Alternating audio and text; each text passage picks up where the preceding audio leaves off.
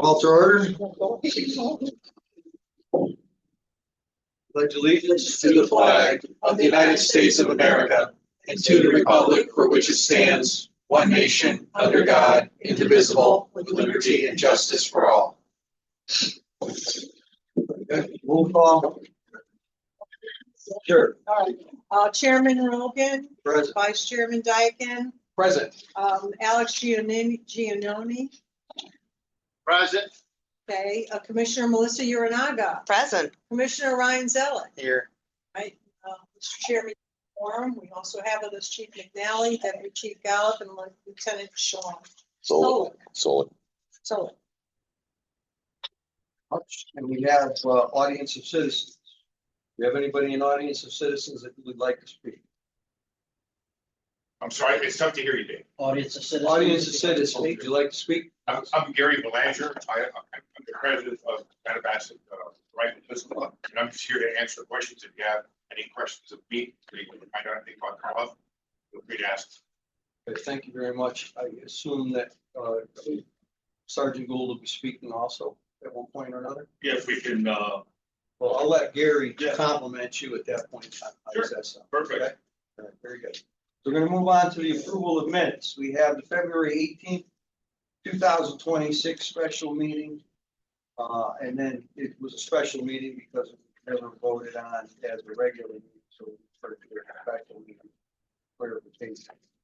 So on that, I'm asking for any questions, comments, any changes? Mr. Chair, the only item I saw was the third to last paragraph, the first page of the February 18th minutes. I'm just identified as Joan Dyken. Just want to make sure. It's, okay. Other than that- Geez, thank you. Sorry. Commissioner Yanaga? On page 2, paragraph 1, 2, 3, 4, 5, paragraph 6 says, Commissioner Uranaga expressed concern that the Board of Finance should allocate funds to the department, but did not dictate how the monies are spent. That sentence, I didn't express concern. I just noted that the Board of Finance's charge is to allocate funds to the department and not to dictate how the monies are spent, because the commission responsibility is to oversee the spending. So I would just like that clarified. And if you need me to jot it down, I can do that. Thank you very much for that correction. Are there any other corrections from any of the other commissioners? Okay, now I'll need a motion to approve. I'll make a motion to approve Need a second? minutes as with the proposed amendment. A second? Commissioner Yanaga? I can't do it. I wasn't here. I don't know if Alex wanted to. Alex? Commissioner Giannoni? Yeah. Would you like to second the motion on the approval of the minutes? Yeah, I could second it. Okay, thank you very much. Moving on to the, All all in favor? Aye. Aye. Aye. Okay, moving on to And the, abstain, I'm sorry. Yeah, I abstain. Okay.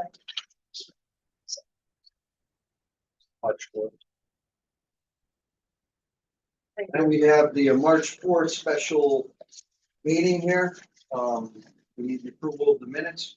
Do I have any concerns, questions, comments? Commissioner Uranaga's name is spelled incorrectly at the top where it says attendance. Other than that, I saw nothing. Any of the other commissioners have any concerns, corrections? I'll make a motion to approve the minutes for the March 4th, 2026 special meeting with the proposed amendment. Do I have a second? Second. All in favor? Aye. Aye. Aye. Aye. Abstain. Okay, abstain, okay. Mr. Chair, do we, not sure how we want to do this. I think we should move up to executive session for the purpose of interviewing the potential hire. I don't know if you want to do that now or wait for correspondence. I think I'd like to get past the, You got it. this so that we can relieve the, So actually, that means we're not going to change anything. so here we are. Are you adding new business for this? Because it's not on the agenda. Correspondence, we were up to correspondence. Is there any correspondence? Okay. Old business, task force officer, drug enforcement administration. Thank Any you. comments on that, chief? Thank you. Oh, I'm sorry, what was that? It's on old business. We- Oh. task force. Yeah, we met with the resident agent in charge and the group agent yesterday. They conducted interviews and we chose an officer that now goes through their approval process. Very much. So we should know in the next couple weeks. I did a letter today for them, so.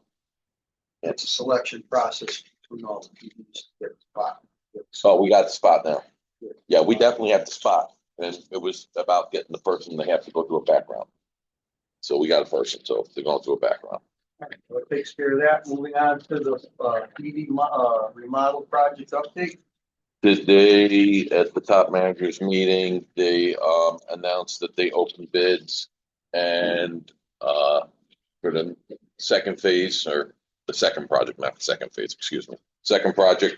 And we are going to be having, I think it's next Tuesday, potential bidders coming to do the tour of the building like we did with the first project to,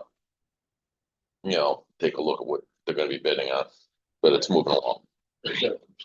Looking forward to a new meeting room. Yes. Okay, so we're moving on to new business, union presentation, Officer O'Leary. Officer O'Leary, would you like to? Yeah. Presentation, You want me to stand? please. Yep, all right. So you should have the packets, I think the chief included in, right? No, I didn't give them a packet. Was it the packets from last week? We can email them to it. Okay. Yeah. We can email No them. worries then.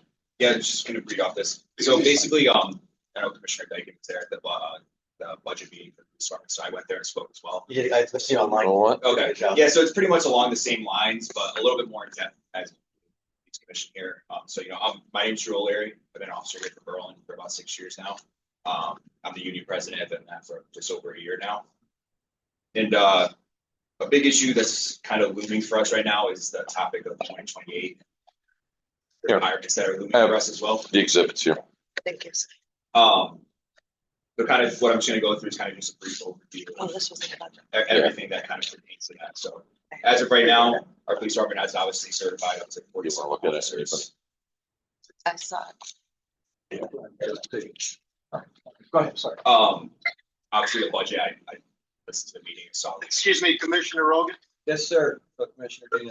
is there any way you can put the speaker close to the officer? Absolutely. Is it good now, sir? Can you hear them now, Commissioner? Can you hear me now? Yes, thank you. Okay. There's an up on. You can follow along. So, basic background on the pension, back in July of 2023, the town and the union reinstated the pension plan with a 5-year vesting period. That 5-year vesting period ends on July 1st, 2028. So as of July 1st, 2028, anybody that's eligible for retirement is eligible to then retire post July 1st. On the date of July 1st, 2028, there are 15 officers of the Berlin Police Department that will be eligible to retire. That 15 officers with our manpower comes out to approximately 33% of our manpower for authorized staffing. And of that 15 that are retirement eligible, it includes a very substantial portion of our supervisory ranks from basically the top down to sergeant. As well, and not even just supervisory ranks, we also basically a lot of our acting, like special assignment positions as well. Those officers will be up for retirement. The big point I've been trying to make in this, and I made it at the budget meeting as well, is there's 15 people that are eligible to retire. I can frankly say 15 people are not going to walk out the door on July 2nd. That's unrealistic. It's possible, but it's unrealistic. The big concern is that 15 people will be eligible to retire. They can leave at any point post that day. And one of the big things I kind of wanted to get into was, from our point of view, is the recruitment and retention aspect of this. It's a really big part of this. Obviously, we have someone here tonight. They're lateral, but with a new officer, entry-level officer, the hiring process to get them through the background and everything can take roughly a month or two. So that's a month or two. The police academy is approximately 6 months, sometimes a little longer than 6 months. And then they go to field training, which is anywhere from 10 to 12 weeks. So in total, from hiring someone to them actually being on the road, on patrol, it's about 10 to 12 months. So approximately a year turnaround when we hire someone. So when you're talking about 15 people being eligible to retire, 2 people leave and then 3 people leave, that's going to compound very fast. And we're not going to be able to turn around with the hiring rate. It's going to take about a year to get someone out to fill the vacancy of those people that decide to retire. When it comes to recruitment, I put in here as well. 70% of agencies are reporting recruitment is more difficult now than it was 5 years ago. And the chief I've talked about it before, and it will continue to be a trend that it's only getting more difficult for police departments across the country, not just us, to hire officers. I know a big topic is obviously in this department's done it as well. We have one outside right now. Hiring certified police officers to come in here. It's not always that easy. As of when I wrote this in February 2026 on Police App, which is where most police officers entry level and certified will go to see who's hiring. There's 70 police departments in the state of Connecticut, including us, hiring certified officers. And since 2020, which is about when I got hired here, Berlin has hired 2 certified police officers in that about 5 to 6 year window, excluding gentlemen. The impact that this is going to have on the workforce and especially the union, it's very possible that it's going to increase overtime expenditures.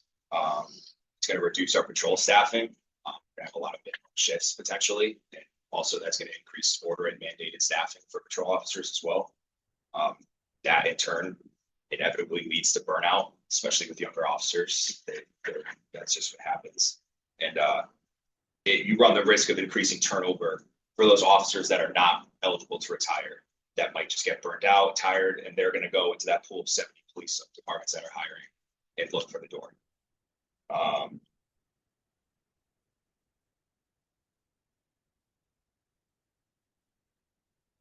That's kind of the gist of what I have. I just think it's kind of important. The main points of this is to understand 1/3, 33% approximately of our manpower will be eligible to retire come that date. Big chunk of that is leadership and specialized roles that are going to be disproportionately affected by those retirements.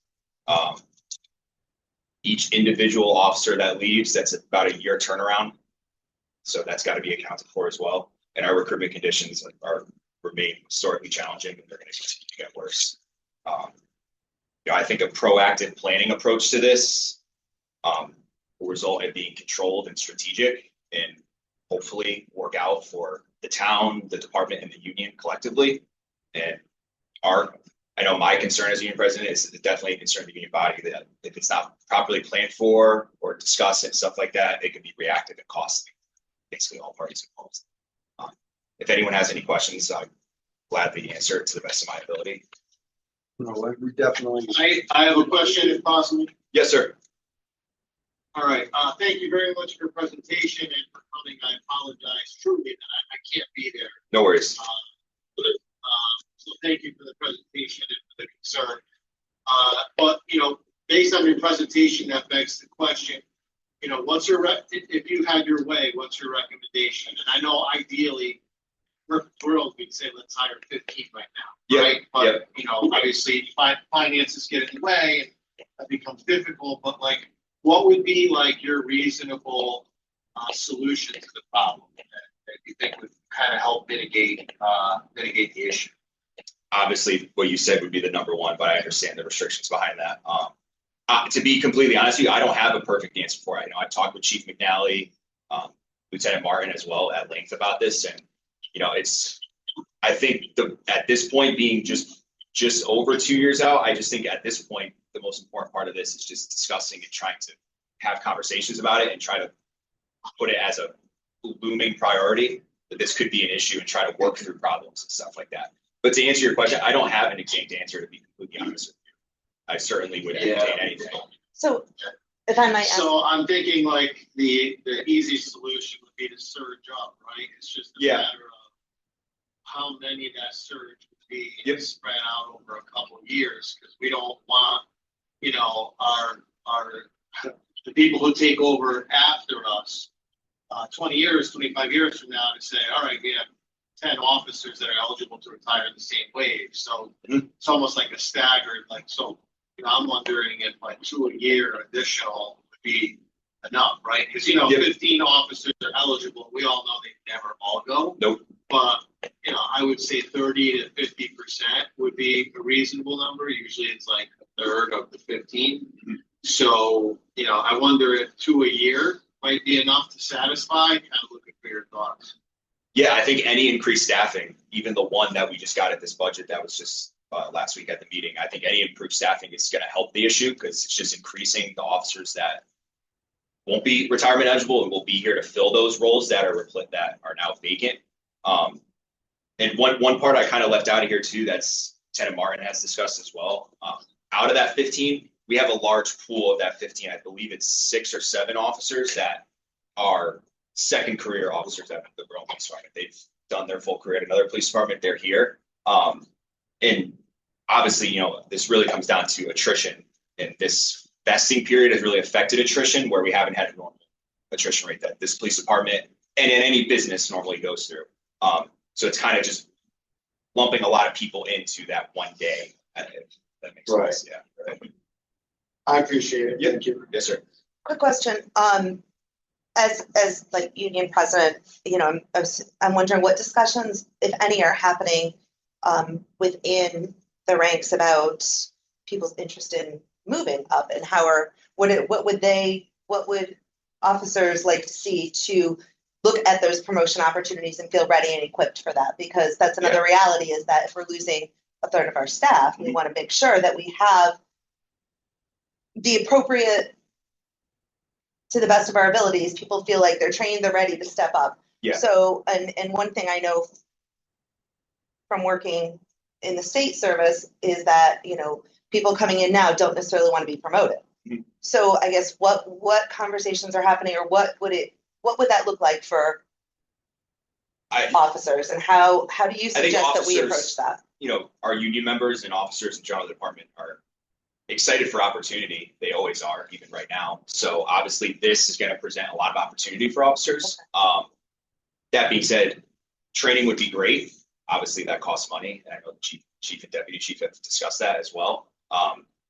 But yeah, training is definitely a big part of this. I know Lieutenant Martin has preached that as well, of making sure that the officers or whoever ends up getting promoted into these supervisory ranks, and even the officers that are going to go fill any special assignment position as well, have some at least training background before going in there, because they're going to lose a lot of experience. And, we have a very good foundation here at this department where, whether it's supervisors or people that are in these positions, they're very good knowledge to bounce off, especially for our younger officers. And even at the patrol level too, we have very well-established and knowledgeable senior officers that help these young officers come off when they come off FTO, and assisting them and helping them. And that's something that we're looking at potentially using, because when it comes to patrol, a lot of those senior experienced officers will most likely be the ones looking to get promoted. And that's going to leave patrol without a lot of seniority as well. So the social worker in me is asking, I guess, more of what are the needs that officers feel like they need to feel equipped to step into these roles? Because I'm feeling like what I'm hearing is that there's interest, but there's not necessarily, there's interest with training. What would that look like? Give me some. There's tons of supervisory schools that go on through the state that officers could be sent to start building foundational pieces to kind of know what they're walking into, as well as even, we obviously have established supervisors here now, shadowing them, kind of trying to learn more about what those individual positions do at rank or those specialized assignments do. That's definitely stuff that One of the things we're looking to do for next year, and we kind of tried to plan it out for this year, and the timing didn't work out, and the funding didn't frankly work out. But Lieutenant Martin wants to sponsor a host of training here in our police department that is supervisory level training that is geared specifically towards officers that are looking to advance to a supervisory role. And we're hoping to be able to accomplish that next year if we can kind of take the funding aside at the beginning of the year that we think we're going to need, and then just freeze that up. And then that would be open to patrolmen who want to move forward. So that's kind of something we're looking to do. Lieutenant Martin is working. Time frame for that? Next year? It'd be next next fiscal year. So it'd be after You know, July. so, yeah. If we're worried about funding, are there other resources we could tap into? I know grants are like a thing that don't happen now, but are there other ways maybe we can Well, tap we have, into the we have a funding? budget for resources? training and we're working with it the best we can. We send a lot of the patrolmen put in for training. We send them basically as much as we can, Yeah, kind of yeah. until the funding runs out. And, so I think we have the funding in place. We could do that. Okay. We just need to plan ahead of time. Instructional help. That's the Yeah, whole, that's a big problem. Hosting, that's the whole it's point receipts. of the new addition is to get that classroom so we can Correct. more easily host our own trainings. And when you host your own training, you don't have to pay for your people. They get the Yeah, free they seats. get the You can free have seat. people from Yeah. other departments come. You know, one of the things that the commission should be cognizant of, this is year 5 of a 5-year strategic plan that we developed when I first got here. And it's probably time to revisit the strategic plan, because the strategic plan was to hire 2 persons every year for 5 years. And we got 1 last year, on the 9th, coming up in March 31st, and then again on April 7th, we're going to be in front of the town council. The town council could remove what the officer that was just Allocated. planned, by finance. So even though it seems like, okay, well, this is an addition, this was the argument that we were trying to make. If you're in addition, I think it's time for another strategic plan to look forward through that 2028 year, just because with budget considerations, it doesn't come across that, we're not going to be able to front load 2 officers a year. It sounds great on paper, but it's been really hard for us to get 2 officers a year. And it's 2 officers in the academy, 2 officers getting outfitted. All that has cost implications. And maybe we need to look at some other ideas of how we're going to do this. Because if you lose 5, that's going to put you in the hole to where it was when I came on board in 2021, where we were 5 down from where we are right now. We were actually more down than 5 because we've added some bodies. So when I got here, it was 38 officers. And I'm wondering if it needs to be a standing agenda item, and I know we've talked about this before, and it hasn't seemed to make the agenda, but like having strategic planning part of our standing agenda, but also having the kind of creative recruitment discussions as part of our standing agenda meetings, because this is going to hit us in the face pretty soon. And Well, it's gonna be a mess. we're always recruiting. We are always recruiting. I understand that, and I'm saying and I know you go above and beyond with going to like the career fairs and going out in the community and kind of meeting with the tech schools, but like maybe these need to be more discussions to. Well, we need to get some more direction. We need to have these as part of, in my opinion, as part of our standing agendas. Very good. Officer O'Leary, I'd like to extend to you a thank you from the finance board. Apparently you responded quickly to the request for an idea as to what your strategic planning involved, and it's greatly appreciated. I heard that from them and they wanted to say that. I appreciate it. Thank you, sir. Thank you all for letting me speak today. Thank you. Thank Sergeant you. Good Gould, job. seeing as you're part of this conversation with training new officers, is there something you'd like to speak about right at this particular time? Would you like to add to this conversation? It's hard, and the commissioner is right, but you guys don't. A lot of them don't. You have one of these, right? I already- I had extra, I brought them up tonight. That may change with time. I have a lot of young officers that I supervise, and there's a lot of them that just are not interested in that career path. So I think it's a generational thing. The training is getting harder and harder. What Post keeps mandating for training, we have more and more mandates every year. It's getting, so it's more time spent off the road and everything else that we're gonna do. So, we want to talk about recruitment. I mean, you look at everything that we have. I cannot tell you how many times guys reach out and ask about our range. It is a novelty that we have as a town.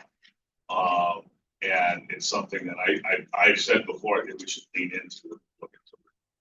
Because like every training class that I go to, when they find out we have our own range that we can use, they're like, man, I didn't do anything. The reason to be very careful and preserve that right. It's a gift. It truly is. All right, are we all I set have with? questions? Sure. You know, I agree with you about the generational aspect. Well, let me ask you this. Is it because people of a certain age now, you know, their early 20s, they just don't see them, that generation's not interested in being in one career for 30 years. You know, if you're going to spend your entire career at the Berlin Police Department, you may have an interest in expanding yourself and, you know, moving up the ranks. Is it more that, you know, they work for 5 years, go somewhere else for 5 years? So it's interesting. So I hit 25 years in May. So I've seen several generations at the PD. Yeah. I mean, you know, we had guys that were working in the 70s when I started here. The guys that are born in the 2000s that are working here now. So it's a huge gap. So you can tell the difference. I don't necessarily want to call it loyalty to an agency or the town. I don't think that means as much. And what I mean by that is I think they are much more willing to chase another job that they think is going to satisfy them more than feeling that they owe the agency that hired them something. I think that was an older generational thing, that guys got hired and they kind of felt like they owed their department to stay. I don't think the new guys feel that as much. Their priorities have also shifted. I tell this story often. I remember being a 2-year cop sitting door to door with a guy I think at the time had about 17 years on. And we were talking about time off. And he said to me, kid, there's going to be a time where time off is going to be more important than overtime. And I said, you're out of your mind. I'll take the overtime. And I see that, right? As you mature, as you get older, that time off does become more paramount. I think guys are coming on the job on day one. Their time off is more important than their overtime. And they're much more, they want their time off. They want their ability to enjoy it. And they're not chasing the overtime as much as we used to as young officers. So their priorities are just different. So that's another factor that you know. Yeah, there's, I mean, less of an investment into the career itself, you know. It's more like I'm here to work, I get a job and go home. And I think there's something lost there, but that's just, I wanted to talk about that a little bit. Thank you. And I will actually elaborate on that just briefly, because I think it ties directly into the retention argument of this, of the officers that will still be here, that will be retirement eligible. That investment is very crucial, and obviously it's just deteriorating, and I think it's generational, to be honest. That's going to be a fueling factor for a lot of these officers. If things start to go down, their loyalty or their investment here isn't the same as it once was. And they'll go to police out and they'll pull up things, or they might just go get a new job, because we've seen that happen here as well too. And it's happened since I've been here for just over 6 years now. And I know we've had trends in the past as well. And people leave here, it happens. And when it does, sometimes it can spiral, and multiple people, and one person turns into 4.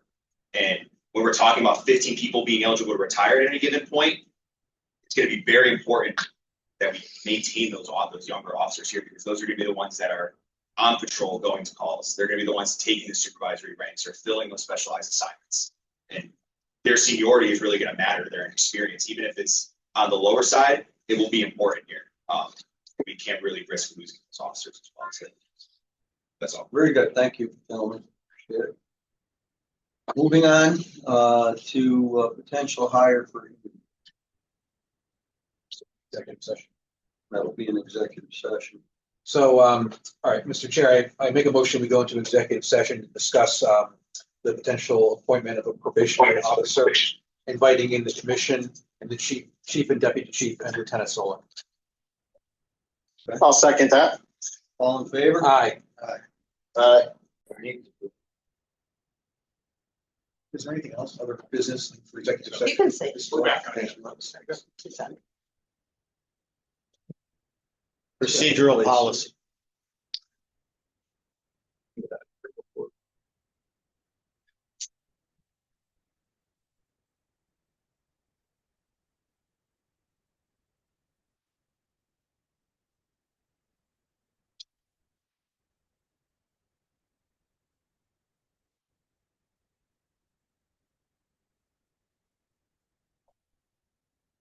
Can you just pronounce your last name for me? Hopefully. I keep having the urge to close the door for some reason. Wait, how did we look? Oh, Ryan. he's in the best.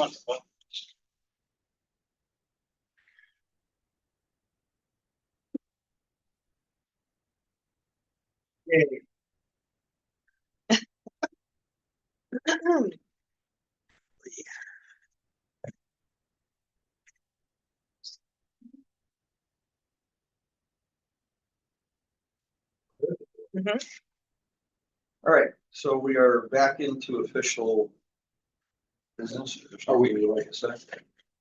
Are we recording? Yes. Okay, we're going to be taking the vote on hiring him. So, Mr. Chair, I'll make a motion to hire Mason Mobley as the probationary officer. I'll second. All in favor? Aye. All right, who would like to hire Officer Mulder, short officer?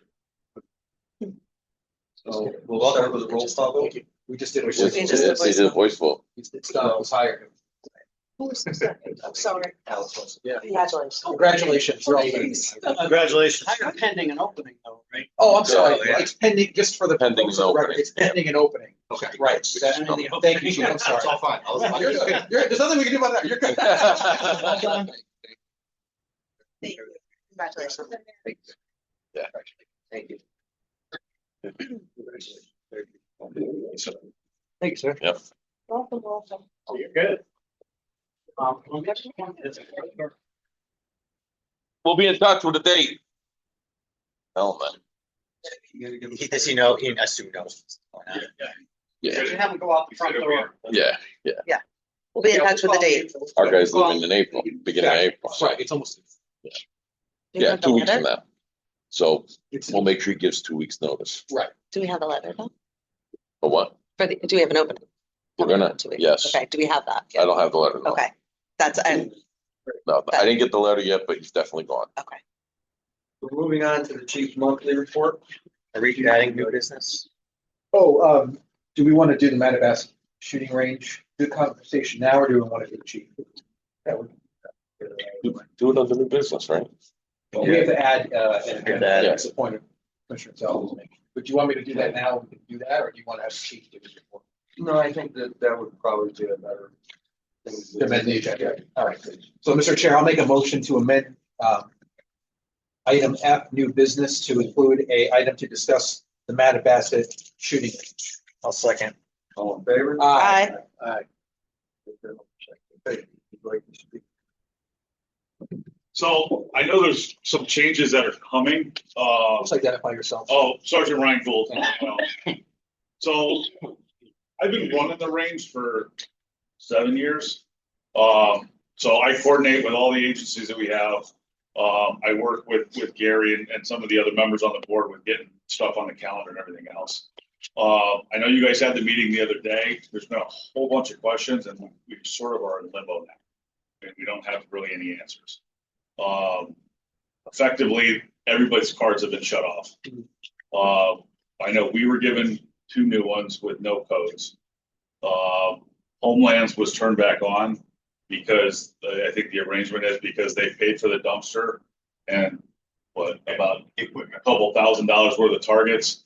I think they've donated about $7,000 worth of steel. So I think it was like, okay, we're gonna let them have access. But I have agencies that have dates on the calendar. I have agencies that are contacting me because they're hiring people and need dates, and I don't know what to tell them. All right, I can answer your questions for you. At this moment in time, Ryan Curley is on this with the MOUs. We have an updated MOU from Jeff DeMaffia, our town's attorney. We are presently filling out blanks on it, and what we need to do is meet with these people, and I will do it personally if I have to. When they get down there, we need to have the MOU signed, we need to have insurance certificates in place, and we need to have funding going to our finance board, Kevin.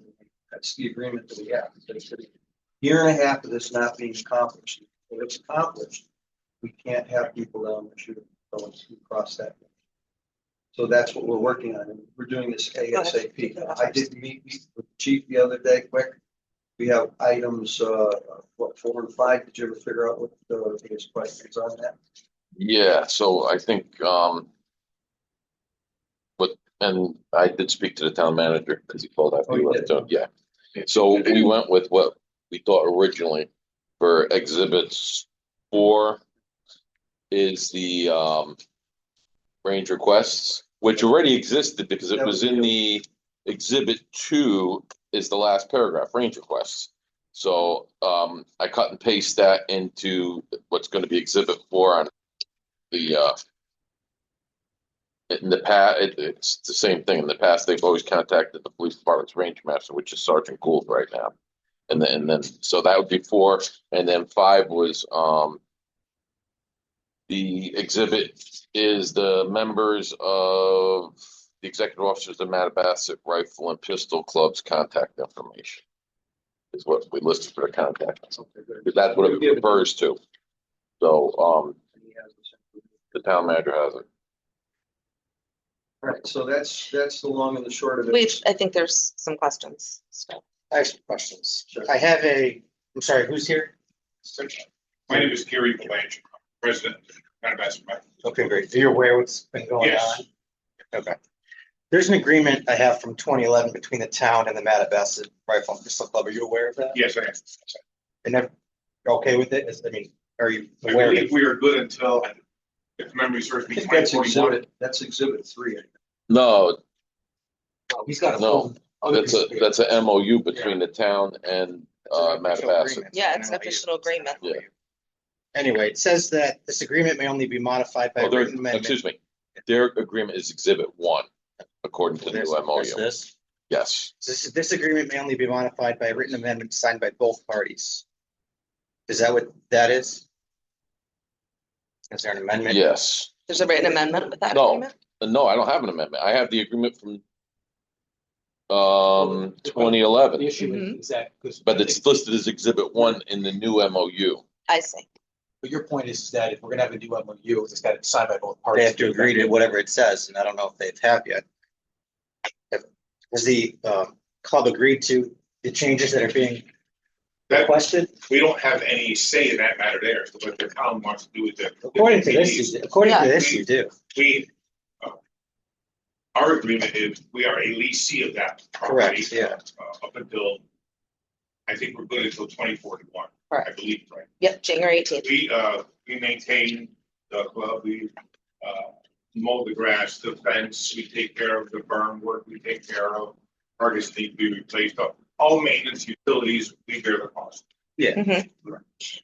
And that's part of your lease from the town to be able to have the club on town property and have use of it. You have certain requirements that have to be met. That's part of your contract with the town.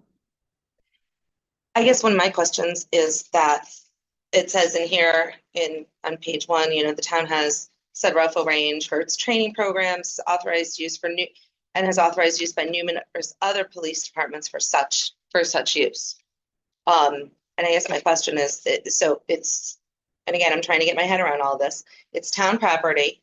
It's leased to the gun club, but it's town property for the police department to use for pistols, or Shooting. shooting practice. And shooting practice is tactical, correct? Would be considered tactical operations, Yes. like training and Yep. tactical operations, and I mean, as far as I know, we are administrative, we don't oversee tactical.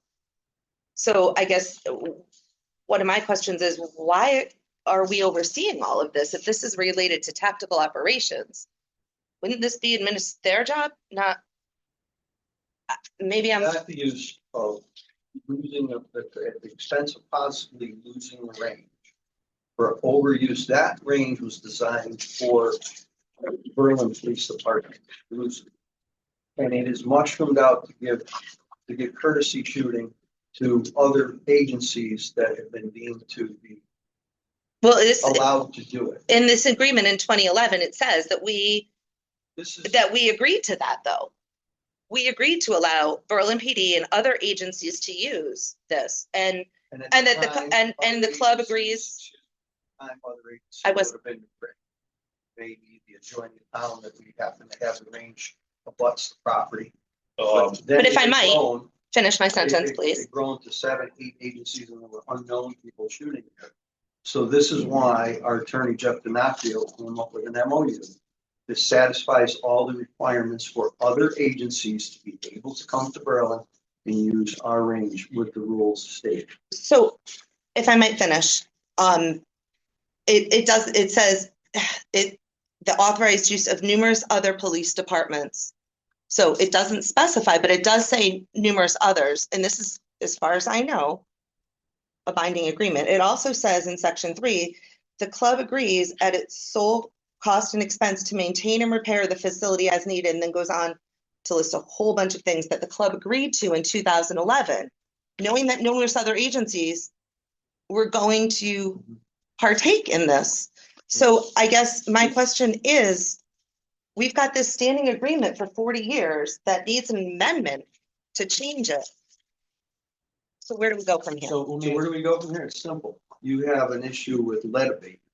You have a lot of agencies dumping a lot of lead into the ground, and you're expecting the Mattabesett members to pick up the tab for this mitigation at $45,000 a pop. But that's what Mattabesett agreed to. According to this, What did it cost for lead abatement in 2011? What does it cost now in I mean, 2026? they locked into a 40-year agreement, sir. I am, Well, this is something you can take up with the town's attorney. But Well, I'm telling you, and I would also like to point out, that- just for the record, that, correct me if I'm wrong, you are a member of the Mattabesett. Well, be correct. Right, okay. And I worry about you being a member of the club and moving this forward and how you benefit from this. How do I benefit from it? How do I benefit from it? Save on dues because you're charging other departments, say for the cleanup. Have to pay. Don't you feel as though they have to pay? I like the benefit of other departments coming in here using our range and sharing resources. I think it's been a benefit to the town. It's a benefit to the town? Chief, Is it a benefit to the town when the town residents, so all this residential around it, says they've had enough and they can't? I had nobody's come in here. That's all been you mostly talking. I haven't heard anybody else come in here recently complaining. If we might ask, Sure. what is the precedent? What are? We understand the agreement that we have, and we have no problem with it. We assume those costs, like I said, like it stated there, we signed that agreement in 2011, I believe. There were about 4 PDs that used the range at that time. So we knew what the cost was for lead abatement, on average was about $10,000 or $12,000, sometimes $15,000. But as time has progressed, there are a lot of PDs using the range now. So the frequency that we've had to go and perform lead abatement has gone from about every 7 to 10 years to now every 5 years by figuring out how many PDs use the range, so let this be impacted there. And all we wanted to do was, we know we signed the agreement, we know we're up for the costs. If nobody wants to do nothing, we're gonna eat the costs. We'll find the money, we'll eat the costs. All we started out was asking was if there was some way the town could help us to, because we know this year in 27, I'm figuring roughly $40,000 or $45,000 on a club that has a budget right now in its bank account of about $70,000. Okay. We currently spend about $50,000 a year just to keep the range functioning. So that's money that I don't know how we're gonna be able to come up with. That means we may have to charge members an assessment to come up with that money to make the payment, or if it means we're going to have to maybe increase the membership by another 50 or 100 members, or raise the dues up. I don't know. That's trying to raise dues in a club with 300 guys and a lot of them are senior. Trying to raise that even $10, you get a lot of fighting. You know what I mean? Yeah. So all we were looking for was some way to help us pay that, or maybe if we pay this chunk, can we find a way to figure out to slow it down so that we don't have to pay another 45? Well, it could be 60 or 65,000 10 years from now to do that.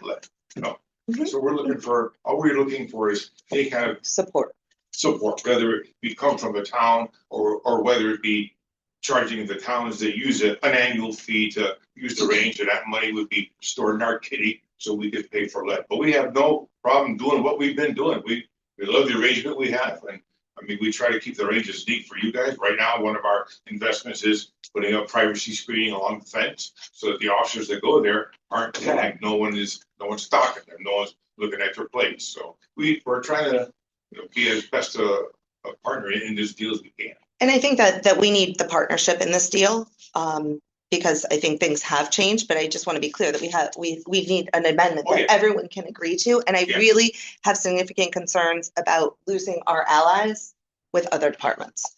if I could clarify a few things, so, because I know the history. So, we've had agreements predating that 2011 with New Britain, with Weathersfield, with Rocky Hill, and with Cromwell. Those are the agencies that we've had agreements going way back. Since I've taken over the program, we've added Homeland Security, their investigative division, who, like I said, has donated about $7,000 of steel. There's a PA system down there that they brought that hasn't been installed. They paid for the annual fees for the dumpster, and they bought a ton of targets. I also talked to him recently, and them being a federal agency said that they can probably get money to the town, a chunk for the lead abatement. However, what they can't do is fork over $15,000 and then get kicked off the range. So there have to be some sort of agreement that if they come up with this money to help pay for it, that they have to have a guarantee that they're going to have access to it for the next 4 or 5 years. You also have all of those agencies have sheds down there. So that's another issue, that if they essentially get booted off, they're going to be looking for reimbursement for the sheds because they can't just take them away. The departments that I've added since I had taken over, we added Homeland Security, Health and Human Services, another federal agency. I think in the 2 years, I think I can count on one hand the number of times that they've used our range. They just don't use it. They needed access to it. They've used it a handful of times, but they're not as active as really anybody else. Bristol was one of the departments that we added, and that was done after the tragedy that happened there. They were looking obviously to do some more training. They reached out. We obliged. They just got a $3 million grant to build a training facility. So once that's built and completed, we'll never see them again. They're going to naturally fall away. And then Capitol Police is the other one, and they use it sort of sporadically. I know they were out there recently because they just, like most of the agencies, like ourselves included, that just switched over to Red Dots. They did the same thing, so they just ran whole agency training. But other than that, they're one of the fewer ones that use it. I'd like to add to that. The Capitol Police are one of the only agencies at this point that actually had a signed MOU that we agreed to and an insurance certificate on file. What we're asking for in addition to make sure that this doesn't get out of control with the lead abatement is simply having a $2,000 account on file with the finance department. Kevin Delaney, at the end of the month, Gary will, as the president of Mattabesett, will simply download the new card fobs for swipes so that we know to charge them $100 per swipe of that fob for shooting that day. We think that's only fair to the town. It's only fair. And the other thing what we don't want to do is we're not having any access codes that can be handed to friends and family so that you have people down there shooting that nobody knows who they are. So what we're trying to do is contain this so that we don't lose the range altogether with the mitigation of neighborhoods encroaching onto this gun range and having residential people absolutely being blown out of their homes. The gun range is protected by statute. Well, Was it 95? I think that's fine. So the gun range, the range itself isn't going anywhere. We did a sound study a year and a half ago with the construction up there. And it's essentially I shot everything from rifle to shotgun to handgun, and everything that they registered was conversation level. We were somewhere in the 50 to 60 decibel range. So yes, you can hear it. It is not loud, and they are all told when they buy up there that they are buying near an active gun range. So anybody who's within that vicinity knows that they're buying a house within an active gun range. So, and this, can I ask a quick question Sure. though? So this MOU or the lease agreement. the lease agreement, thank you. Yes. How we know housing has changed a great deal in Berlin over the last, Yes, many things. many things have changed. But I'm confused about the noise question, because the noise question and the lead abatement seem like separate issues. Or the noise issue that you're bringing up and the lead abatement issue seem like separate issues. So I guess which one Are we tabling the noise? Because that already, I No, we're believe not we tabling it. discussed. The noise, it's very simple. When there's a calendar date for an agency to be there, and they go down there and they swipe with their fob and they go in there to shoot respectively. They're not dumping, doing clip dumps where they're throwing 30 rounds of 5.56 at down target, down range because they can. They're shooting for accuracy. They're shooting for training purposes. That it controls the noise situation in that particular direction. When, as far as the lead abatement goes, the fee that we're going to debit is only fair, and that's exactly what the town does. They have a standing accounts with certain vendors, and then the vendor has to replenish the amount of money when it gets to a certain level. So at $2,000, it gets to 200. In order for them to be able to continue to shoot, they have to replenish it. If they choose not to replenish the funds, the fob is shut off. There's no code to get in, and it keeps everybody honest. It's that simple. I guess one of my questions is, why would it make more sense? And this is partially why I abstained when we voted last week, because I had so many questions about all of this. Like, if we know that the cost is going to be $45,000 for the lead abatement. Where this number, like $2,000 number comes Yeah, from? that- Do we have the authority to do that since we weren't 'Cause- party to this agreement, original lease agreement, or the MOUs with the other agencies that just don't know how that works? Who came up with that number? There is no code on. Where did it come from though? Like, We had a discussion, and it was just an open meeting that didn't have any forms, and the thought is that $1,000 was a number that was picked, and it wasn't. And then the finance director didn't seem to think that would be an appropriate amount of money. If you look in this package, when you get to the scheduling, if you look at what Homeland Security has listed, they have 9 dates on these calendars that are in this package right now. That's $900. So if they put on $15,000 on tap, they just burned up $900 between 2 months of $15,000, which they think is going to go for 5 years. Am I correct? That's what they're thinking. Well, in 2 months, they just burned up 900 of 15 grand. Let me see. I mean, That's they're $14,100. paying $1,500 a year for the dumpster and all the other equipment. That's fine, and we can take that into consideration. Again, talking to these agencies and talking to the instructors or talking to their chiefs, the more difficult that you make this process, you may end up shooting yourself in the foot literally, because if these agencies bail, then you've lost all the money that you want to help the club out for lead abatement. So What we started this conversation, they're obligated to pay in the first place without their help. right, and everybody understands that them putting lead down range, that they're willing to contribute to some of the range maintenance. That's why I think an annual fee makes the most sense. It's easy. You collect it at the beginning of the year, and it's set. It goes into an account, and anytime something major needs to get done, we can do it. Yeah. We could also look to do upgrades on our own. If the departments decide, hey, you know what? Rather than a gravel one, we want a paved one, or we want to get it astroturfed, or whatever it is that we wanted to upgrade for our training level, there would be money in an account to do that. That seems to make more sense, because I know you talked about, like, if they use the 50 and they use the 100, that's going to be 100 each. I don't know how you track that off a fob. Well, that would be a problem. I would agree. So But $100 every time they swipe it into the card is obviously going to track how much money each agency is obligated to pay. I think that's a fair way to. well, and a point of information, if there's 2 fobs and they swipe in, and again, I don't shoot, so these are all me just trying to understand. If they swipe in, they're swiping the fob. You don't know if one person is shooting or 15 people are shooting. Yes. So that's going to create a different total as it is, correct? So $100 is a good deal for 15 people. But it's not equitable. I guess that's my. What's not? How do we create? That's my point too, because equity on the opposing side. Because I was gonna ask you, like, so if we charge a flat fee of like $2,000 a year, Health and Human Services that comes once is getting billed $2,000 for one range day. Whereas another PD could say, fine, we're getting our money's worth and we're coming 365 days a year.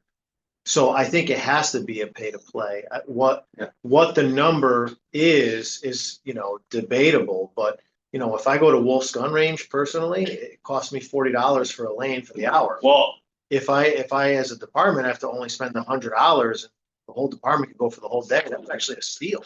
So again, doing all the training, doing scheduling, and it is a nightmare to schedule a department-wide training, because I have to figure out, how many days it's gonna take, how many guys that I can have out there at a time, depending on what we're doing, and that may fluctuate. I've got training scheduled in April where I capped us at 8. I've had some days where I cap us at 4 or 5, just because of what we're doing. I can only run so many. So if I have to cap us at 4 or 5, we may have to do 10 training dates as opposed to at 8, I was able to do it in 5. What's the maximum? It depends, again, what we're doing. If all we're doing is a qual, I might schedule 12 people for a day. It all depends on what the training is, how many instructors I have available, what they can instruct, and how we can share the workload. What I'm saying is that $100 or $200, whatever dollar amount you make it, is not going to restrict an agency's dates. Because if they have to pay guys overtime, that's gonna cost them way more than $100. Yeah, So they're not do you think the gonna $100 reduce their training dates down. They're picking dates, and this is what, like, Rocky Hill's a perfect example. Rocky Hill, the way that they run their schedule, they have an overlap day, which is Wednesday. So when they do their training cycles, they will literally say for like the next 6 weeks, we need it like every Wednesday. And that's what they're doing. They're maximizing when they can get guys, when they're not paying them overtime to get out there. So 100 is prohibitive, is what you're saying? I just think What do you propose? listen, raise the number to 5,000. I mean, if you pick a lump sum number that you think is reasonable to go across the board, I think departments will say they'll pay it.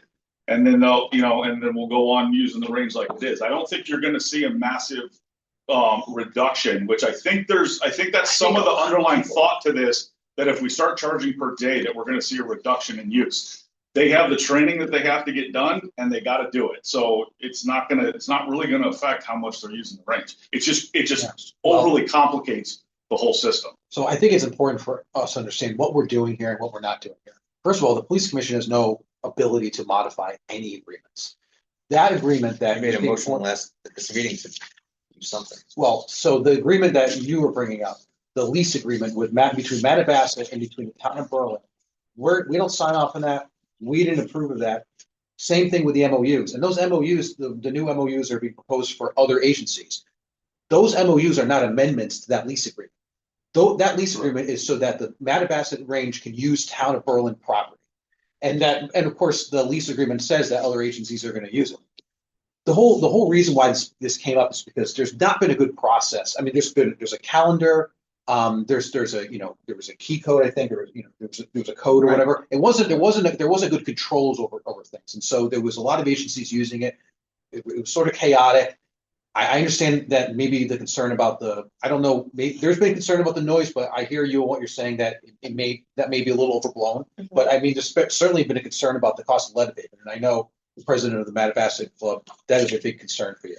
So we ended up Dave and I went to a meeting with some of the leadership, including the chief and deputy chief, and it was, how do we deal with the situation? How do we have some controls here?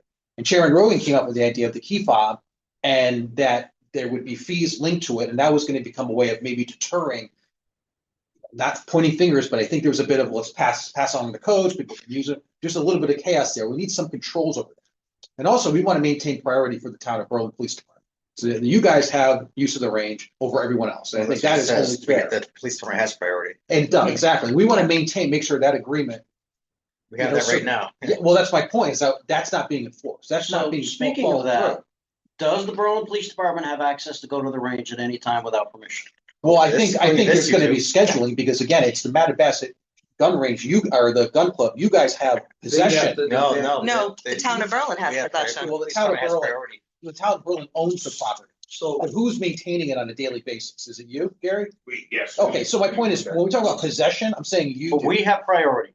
According to that agreement, that's exactly So my correct. question is, do we need to call and ask somebody permission to go to our own range? You're not, Because you're saying that you're going. You're not asking permission. Who are we So you're saying it spinning. to? Nobody.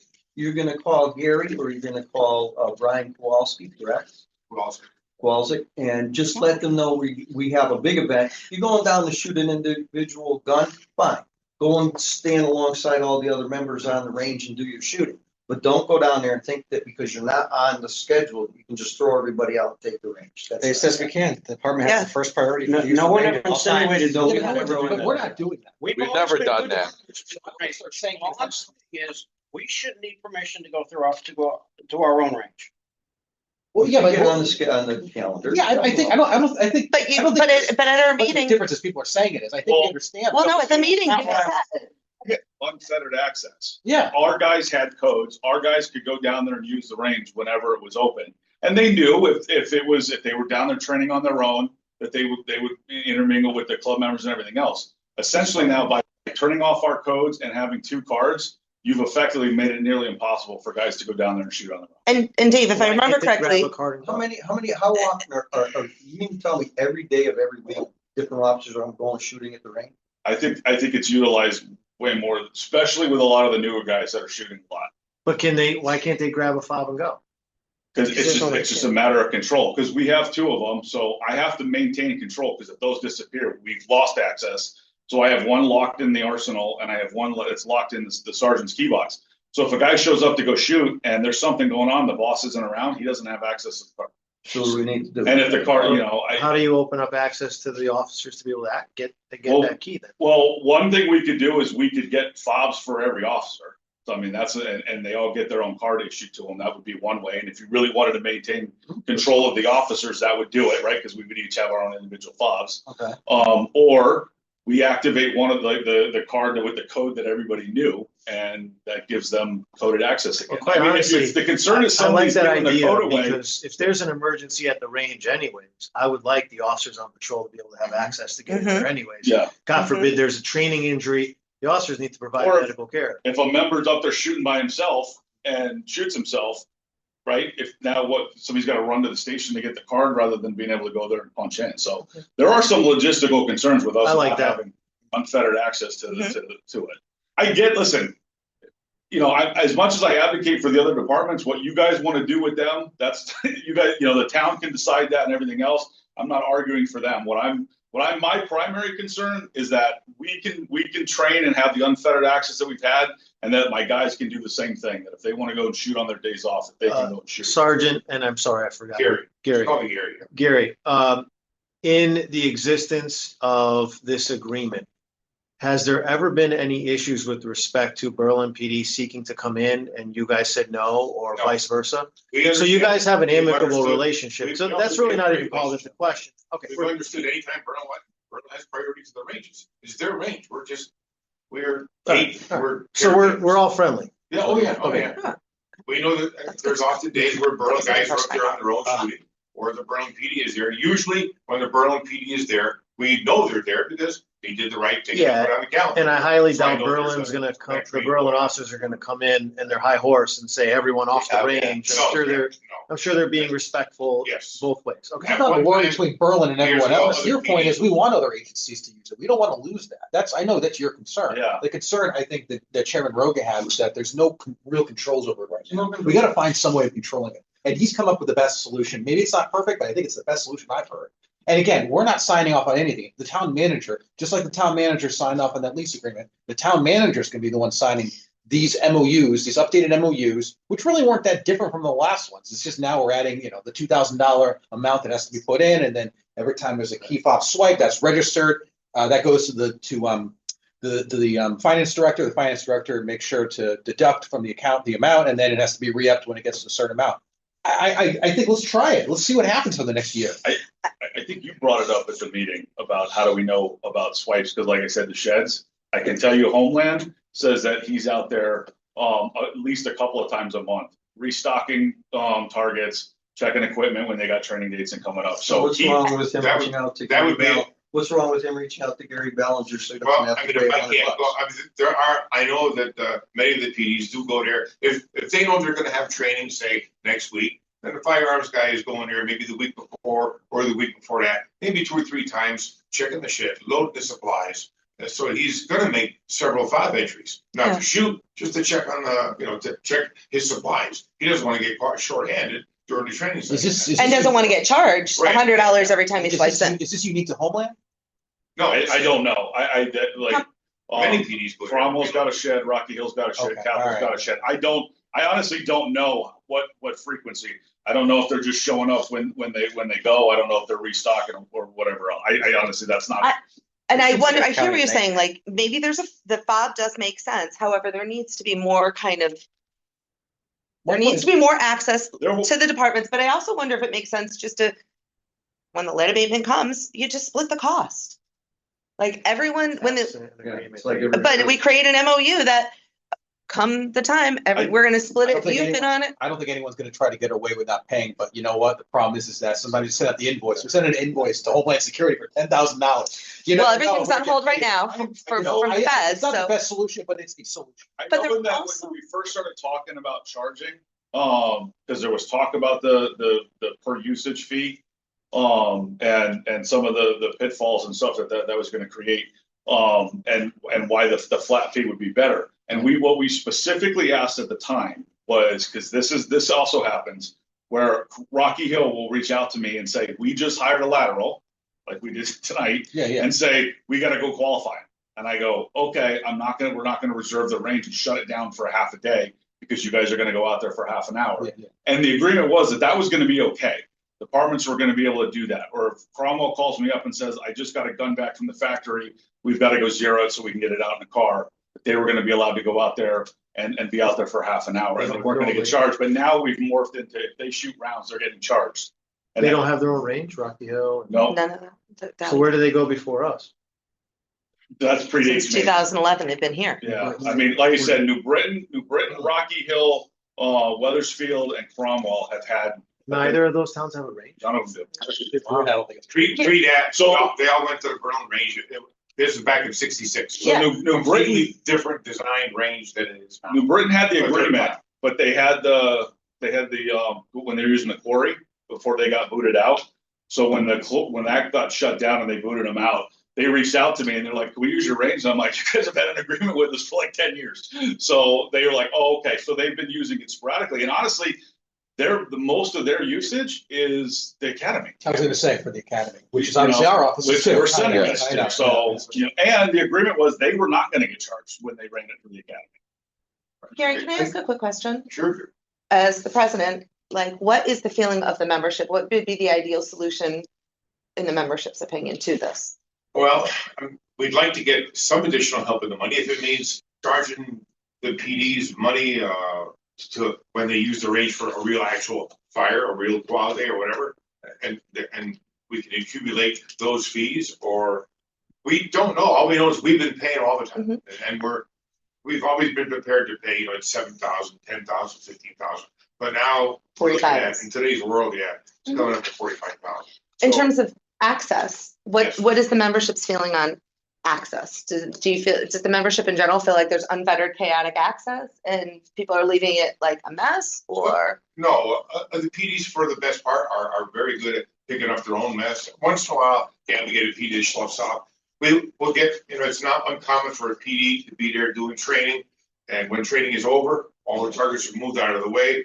The only person left there is the training officer, and he's not moving 1,700 pounds of steel back into position. So a member will come the next day and see that everything, there's nothing to shoot at because everything moved to the side. These little things happen, no big deal. It's life, part of life. Every now and then, the only thing that really bothers members is when they, a member from Higginham, say, Sometimes they know you. will come up to use the range for that day and then get there and note that, wow, the place is jammed. There's 2 PDs here, but they weren't on the calendar. When I left this morning, looked at the calendar, there were no PDs there scheduled to use the range. So he drove up from Higginham or Killingworth and had to go back home. But does this happen often? No. Does it happen? Yes. Has this being the gun range calendar being in the PD, like in this, has that helped that issue? Yes. I mean, guys go to it every day to look at it. Before they come to the range, they all know it's bred into them. Check the calendar before you go, because a reservation could have taken place 2 days ago. That's right. You may have checked the calendar on Monday because you want to go Friday. That doesn't mean that. Check it on Thursday if something And I could have happened. I've certainly done what we could, as for us and managing the PDs and to try to work with the club. And I get, we have carte blanche. And I know one of the issues that came up a few years ago was hunting season. I'm not a hunter, so I had no idea, but September, October tend to be a great year for low light because it's darker earlier. So PDs tend to flood training in that time. Well, the club members and Gary talked to me that they were upset that they couldn't get on the 100-yard range because there were PDs out there every day. So I said, well, what can we do to come up with it? So we went and he rotates Fridays and Mondays the entire range is reserved for the club. So the PDs know that. So when they contact me to look, they look at the calendar ahead of time and they see if it's to make sure it's open. Because if it's shut down for the club, then they're not picking that day, they're picking another day. We also banned all the other PDs off of the 25. So the 25 is open for the members every single day of the week. Regardless. Regardless. Okay. So the only thing that the other PDs are allowed to use is the 50 and the 100. So we've done what we can to try to work in harmony with everybody so that they have access. And honestly, most of the time, you know what I get? Guys walk up and they're like, "Are you guys shooting out here?" We're like, "Yeah." He's like, "Oh man, I forgot to check the calendar." And I was like, "Well, you can use the 100 or you can use the, and that's what they go and do. When do you guys do your low light shooting? Do you typically have that during the fall to mitigate later hours? Yeah. I mean, obviously you try to do it in the summertime, we'd be shooting out at 10 o'clock at night. So typically I find like mid to late October is really good. It's still warm. It's still warm enough. And yeah, typically it's dark by 6:30 or 7. When do you stop? By like 8? Yeah, usually we're trying to clean up, be done shooting by like 8:30.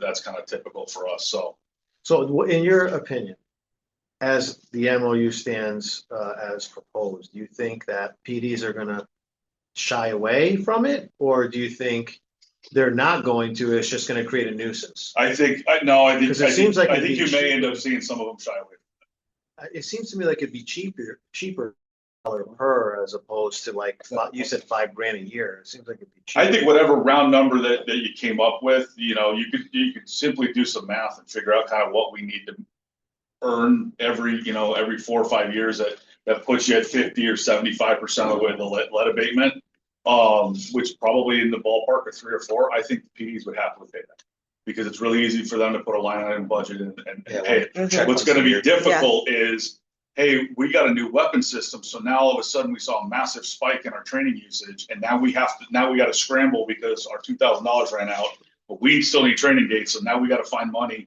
we may not have set aside. So that's why I think doing an annual set fee, just set it and forget it, I think is a much easier way. I think it kind of keeps the harmony with the PDs, and I think it's something that they can just do. It's all well and fine until you have Homeland Security, the great agency for obvious reasons, that is going to be using the range for 9 days. Yeah, in 2 months. And how is that fair to anybody else? So that came because, and I asked him because that's never been. Usually he would pick 1 to 2 days a month. So he did when he sent me, because he's the only agency that we get the entire year ahead of time. He literally in October, he sent the 2026 calendar of the range dates that he's looking for. And I called him up and I go, "What is going on?" I'm like, you massively increased the number of dates, and it's all the training mandates. Homeland Security, they've essentially doubled the size of their unit. So he's got more guys. He goes, "I just cannot get them in with 2 days a month." They're also mandating now for them that they do motor vehicle, that they do active shooter. He goes, they've just put more of a burden on him to do it. So Sarge, how do we, I hear you. It's protected by statute and you move, it's in the legal term, you come to the noise. So, whatever. I get that. But I also sympathize with potential people who live in the neighborhood who, maybe when they first moved in, didn't hear as much shooting and now they're believing they hear more shooting. So is there a way to safeguard the amount of times it's used by outside PDs to kind of, although we're allowed to do it, to maybe just give some consideration to the neighbors of the area? You know what I mean? you could do. Is there any way you could propose something to kind of help us with that, that would be feasible and palatable for everyone? Or is that not possible? You could restrict it to certain days of the week. The problem with that is, again, it's a scheduling issue. I know that they're in the same boat that I am. If you all of a sudden told me that I could only schedule rain days on Tuesdays and Thursdays, like I would struggle, or it would take me 3 months to get training done if I could only schedule those certain days. Because again, one of the primary things that I get forced to look at is overtime.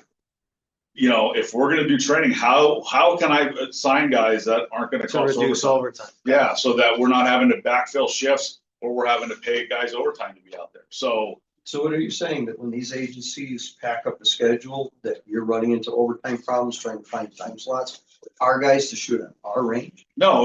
What I'm saying is they're doing the same thing I'm doing, which is when they're building out their schedule, they're trying to do it in a way that it costs them the least amount of overtime. So you're not gonna see them do it in 4 days because it's gonna cost them an extra $100 if they're gonna do a 5th day.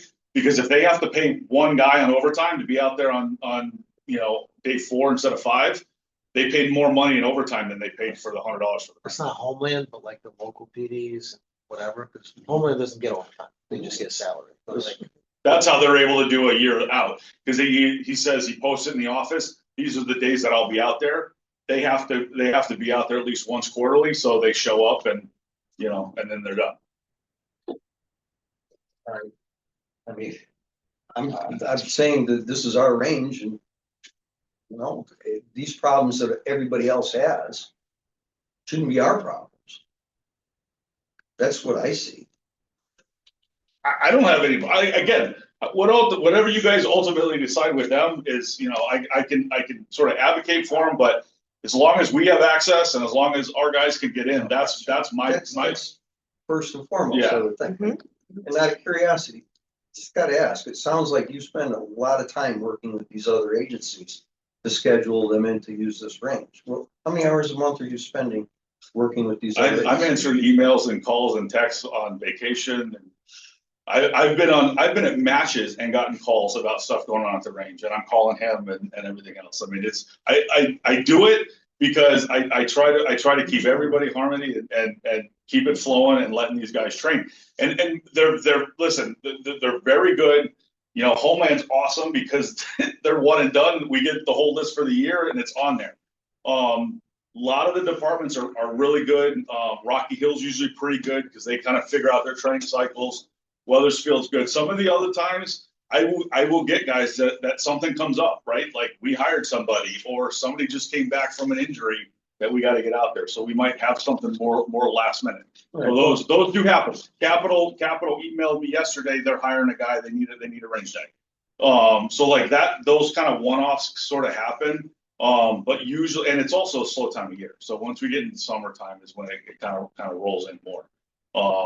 As far as they're doing it, but this is the reason why we're doing it now, so that we don't blow the neighborhood. But I don't have access to the calendar, so I have to email Brian in order to do that. And so, like, if a guy emails me and I'm away on vacation, I'm the only one. So if they email me and say, "Hey, we need the range next week," I check the calendar; it's clear. I email Brian. If I don't do that, if I say, "Well, I'm back to work next week," it won't get on the calendar. And I've told them most recently, and I think it even says that in the agreement, that their confirmation that they're confirmed for the range is that it's on the calendar.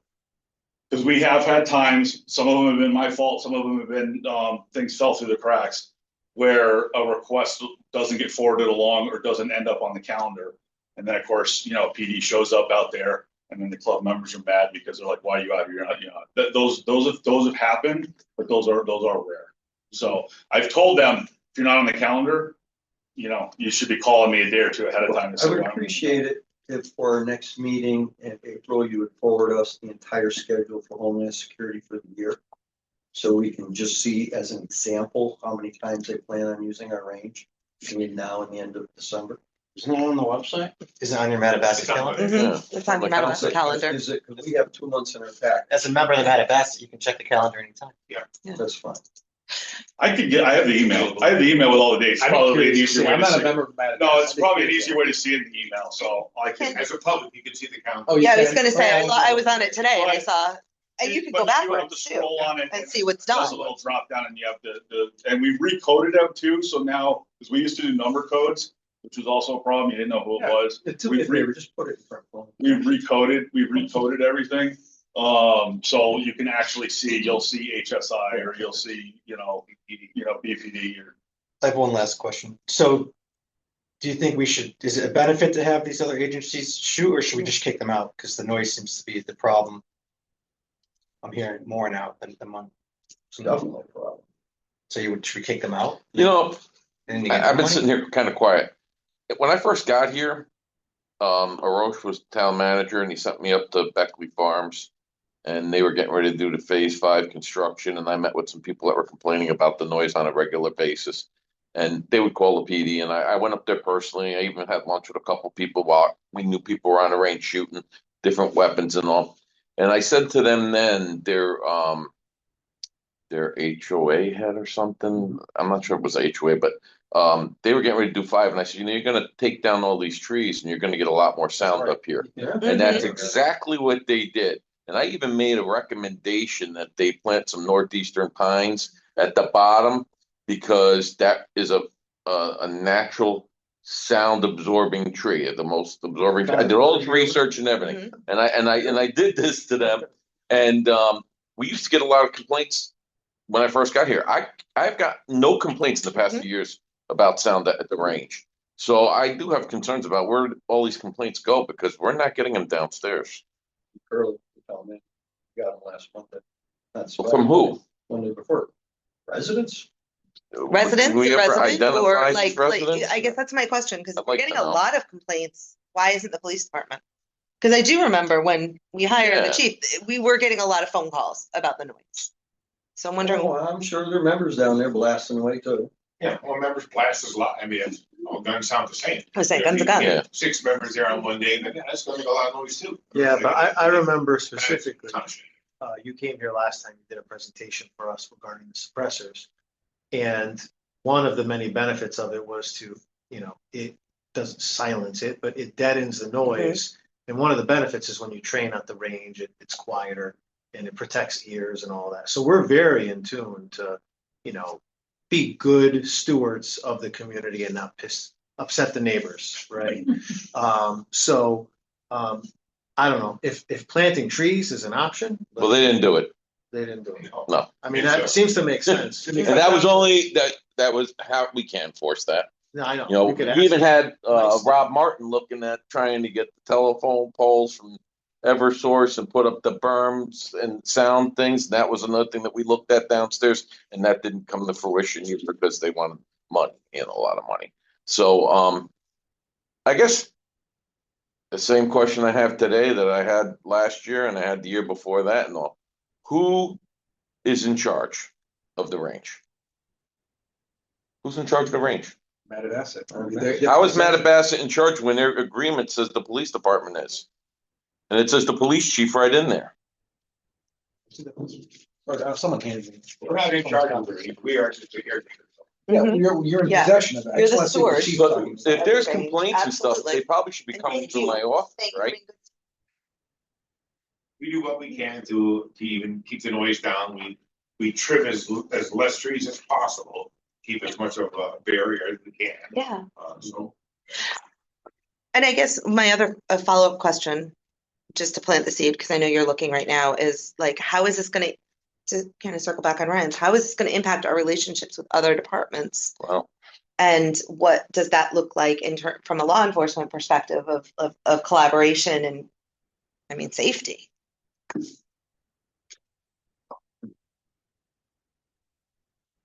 We do get a lot of benefits. You know, we don't have a lot to offer other agencies. We do have that.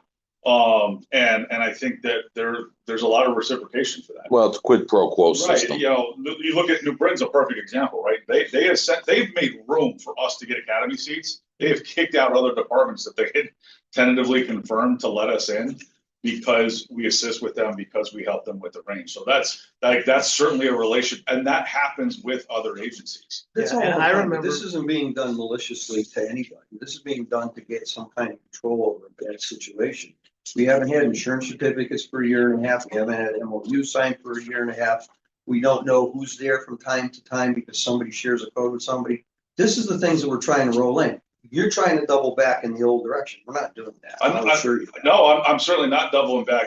The reason you didn't have MOU signed, we do have MOUs for every agency that's out there. There was never expiration dates on it. I have them all. That was part of the reason, and that predates me. So the MOUs never had an expiration date. So, and No, we have maybe no maybe MOUs. it should be an annual thing. I think to be fair, I think we have to ask yourself, and I think Commissioner Zelik asked the point. is what is the ultimate goal? Is the goal to kick the departments off and reduce usage? Because if that's what we're trying to do, then just do it. If what the goal is to help with alleviate some of the costs of lead abatement, then come up with a reasonable annual cost for the PDs that have been using this for, in some cases, decades. And we can clean up the paperwork, clean up the MOUs and the insurance agreements, and then we can move forward kind of the way we have. What if it's both though? What if it's because we don't want, and I don't want to speak on behalf of the whole commission, but as a commission, we don't want to kick off the PDs. But we also want to control overuse and also deal with lead abatement and deal with noise, right? Like, what's that magic fine line? So kind of that's kind of what we're, in my mind, I believe we're trying to do, right? Because it says numerous PDs, like what's stopping us from saying like Branford PD and FBI and Avon PD and Farmington and Simsbury and Canton, like at a certain point, like all 80, local PDs can start coming here. Where do we draw the line? Well, the marching orders I've been given is nobody else has been at it. And I've had PDs approach us and I've told them flat out that we're not taking any more PDs on. So like, I think that line has already been set. Now, if that changes. What did you list? I'm sorry, but what did you list as the 4 originals? New Britain, Weathersfield, Rocky Hill, and Cromwell. How did it get past that? We had agencies that I think it started with Homeland had come out and said they had gotten kicked off their range. And I talked to the chief and we agreed to do it because again, the PD runs the range. And so we made agreements with them. How many total? We've brought 4 on since then. It was Homeland Security, HSSI, Health and Human Services, Capitol Police, and Bristol. So But Bristol's gone. 8 Well, agents. Bristol's going. Bristol still does technically have an agreement, but yes, essentially So they're gonna be gone once their facility gets built. So there'll be 7 once I saw Bristol's that. facility gets built. And Correct. I can tell you Weathersfield, Well, there might be less because once Bristol's facility gets built, they're gonna be looking for people to go to their facility. that's gonna be an indoor range, so Mhm. yeah, you may So have. we might need to say penny anyway. So then what's the club gonna do? All right, so I HSS and just read- I DHS. just read the agreement. So there is a line in there, and I know Ryan would highlight it about, says the town of Berlin, the Berlin Police Department shall have jurisdiction over the gun range and have first priority. The Mattabasic Gun Club maintains it. There's no question about that. That's repeatedly talked about in there. I think the point of that provision is, and this is what you're doing, Sergeant Gould, you're basically saying, you're the one who's sort of managing essentially membership amongst police departments, and that you're maintaining the fact that our department's the one with the primary use, and that I guess it's up to you and the Berlin Police Department to expand use to other departments. I don't see, is that what everyone understands is what the role of the Berlin Police Department is? Yes, That that basically- was our understanding. That you, Gary, you're not dealing with recruiting other Oh, departments. negative. That's No. exactly, it's your gun range, you're the lessee. That agreement makes very clear that your organization maintains and possesses that gun range, period. It just seems to me like when it comes to how it is being operated being used by the town of Berlin Police Department and potentially other departments, that's through Sergeant Gould, that's where's ever basically the point person through the Berlin Police Department. Maybe No, that's but here's the point though. The town of Berlin's the one, and the town manager is the one who enters into these agreements. So you, let's say to the extent that you want to now recruit Meredith or somebody, whoever. It's not up to you. You basically would say, yeah, come on in, but I'll hook you up with the right people to come up with basically the agreement that we always come up with. And that the new language, the agreement that with the new language and all that. Like, is this process how I'm kind of walking through it? Yeah, we had a boilerplate MOU, and that's Exactly. what I would do. We We have got a new one. Bristol on, I sent it to Bristol, Bristol signed off, and then once the chief got the paperwork, then I got him an access code. And it went to and they had access the town manager every But time. I think everyone needs to realize that the parties to the agreement is Gary and Mattabasic and the town of Berlin. The police department, we don't own it. We don't really even run it. We're just basically the primary user of it, other than the members of the Mattabasic Club, and then obviously any other outside agencies that we have MOUs with to recruit. But you're sort of the point person for other agencies. Correct. Okay. I just want to make clear what we're really talking about. I don't want to, because, and by the way, it's a good thing we're having this conversation because no other board in this town is having this conversation. No one else is going to be able to have this conversation. So we have to try to figure out, and listen, I'm open to modifying the MOU, throwing it out completely, you know, just keeping it the way it is. I think Chairman Rogan had so far the best plan out of everything, because you know, there's ups and downs to this. There's a lot of good debate. I'm glad we're having this conversation. And in the future, I hope there's no extensions or anything like that. I hope everyone feels they've had a part in discussing this and understanding it. But there has to be some control. It's a gun range. You know, I mean, obviously we're all talking about sworn officers and everything, but it's a gun range, and it's not just officers using it. It's also private citizens like Dave. I mean, you know, we have to have some control over this. Well, they're not, it's in the MOU, at least the original one, and I assume it's still in this one. The MOU agreement with the other agencies is that they are not allowed to use the range unless it's training that is scheduled through us Yes. on the calendar, and that there's an instructor. They do not have free use like Berlin PD does. Understood. So, yeah, so you know. Well, what happens when they come, if it's like we got sight a gun in or whatever? They call me, they call me or text me. It's gotta I stay won't for you. put those on the calendar, but I tell all of them, if you're gonna go down there and shoot, like if it's something like that, tell me so that if anybody questions as why was Cromwell down here, I can go, because they told me that they got a new guy they hired, they had to go do a qualification, and they were out there.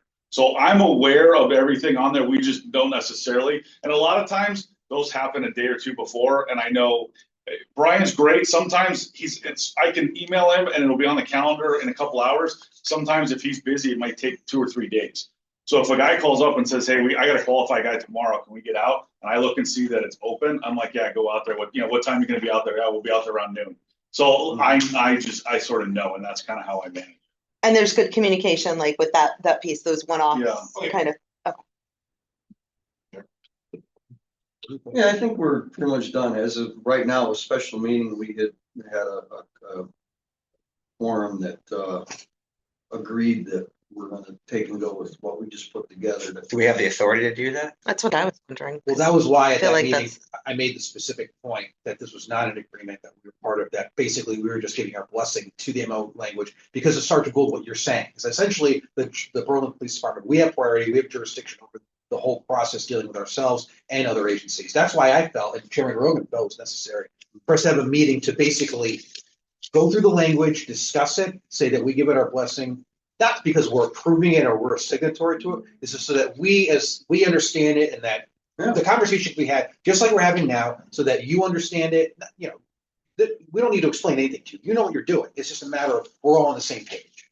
Right. History speaks for itself. I would- You've had, how long have you not had signed MOUs? How long have you not had insurance certificates? But we have signed MOUs and We have an insurance. MOU How for long every have you department. not had insurance certificates, and how long have you had no There fees? was an issue with the MOU, which you guys were talking about. That I Yes, think but we've we had corrected. other Since MOUs then- already in place. I know. It was the new MOU we had an issue.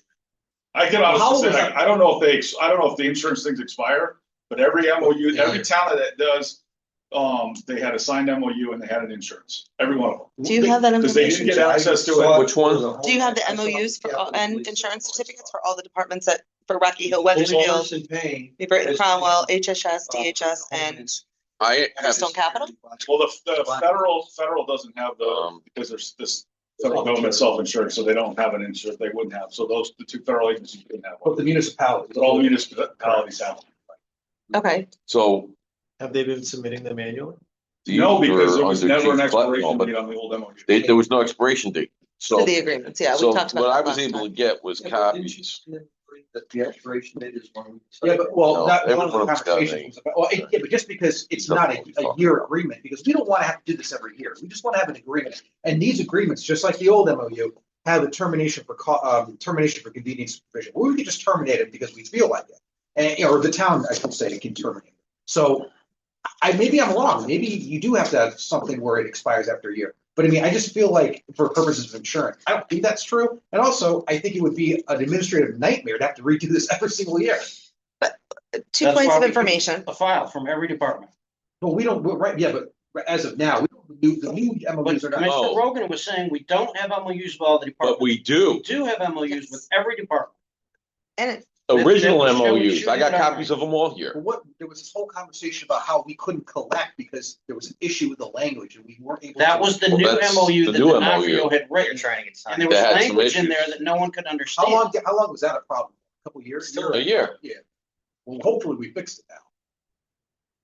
That's what. I guess one of my Yeah. questions is if your concern, Dave, is that we don't ever have the validity of the insurance certificates by keeping these agreements, by not renewing these agreements, where is the ability to track that we're getting updated insurance certificates, right? Like my license, they invalidate my license until I upload my insurance certificate. So you say. So how do we've got to have a way of, File. Just keep a file on it. So- who's in charge of that? Because it's not our purview, you've said. Who's in charge? That's of what I've been keeping- asking for 2 years Who's now. in charge of Who's keeping in charge of track of this? maintaining this?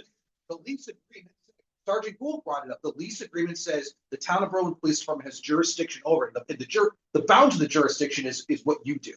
You basically manage the, account for the town of Berlin and dealing with other municipalities. Exhibit, the new It- exhibit it's so- 4. So we do keep track of that stuff. So I mean, We were told You want me to read it? Commissioner Rogan was in charge of the range no, that's not. and that we had to That's how I contact walk. him for permission for us to go out onto the range. That's what I think left what- the think last what- I think meeting what Commissioner understanding. Rogan- I think what he was trying to do was, it was a step to try to get some control over this. It was just I don't, Well, I'll let you speak for all right. yourself. Problem was, it was just out of control completely. I'm not sure that I agree that it was out of control completely. And then we over here said it's out of control. Was it out of control completely? No, would not, I wouldn't say out of control completely. We didn't have a whole grasp on everything with the calendar. We didn't know on some days who was gonna be here or was gonna be here. Well, that's not control then, is it? Well, to be fair, several times I have gotten phone calls about complaints of like, why is Windsor on the range? Why is Farmington on the range? And I go and look at the calendar and guess who's out there? New Britain's Academy.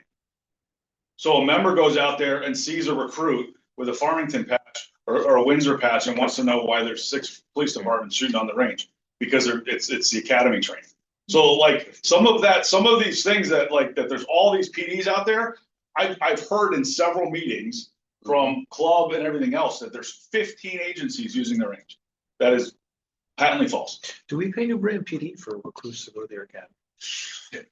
Yeah, we pay the standard recruit fee Yeah, to them, To them? So like the same fee for post. I think, I don't know what, I think But that, I they think always that give goes us- to post, They though, always right? give us preference for seats and everything for academy, so, So I guess my question is, billing can't really be done off the key fob.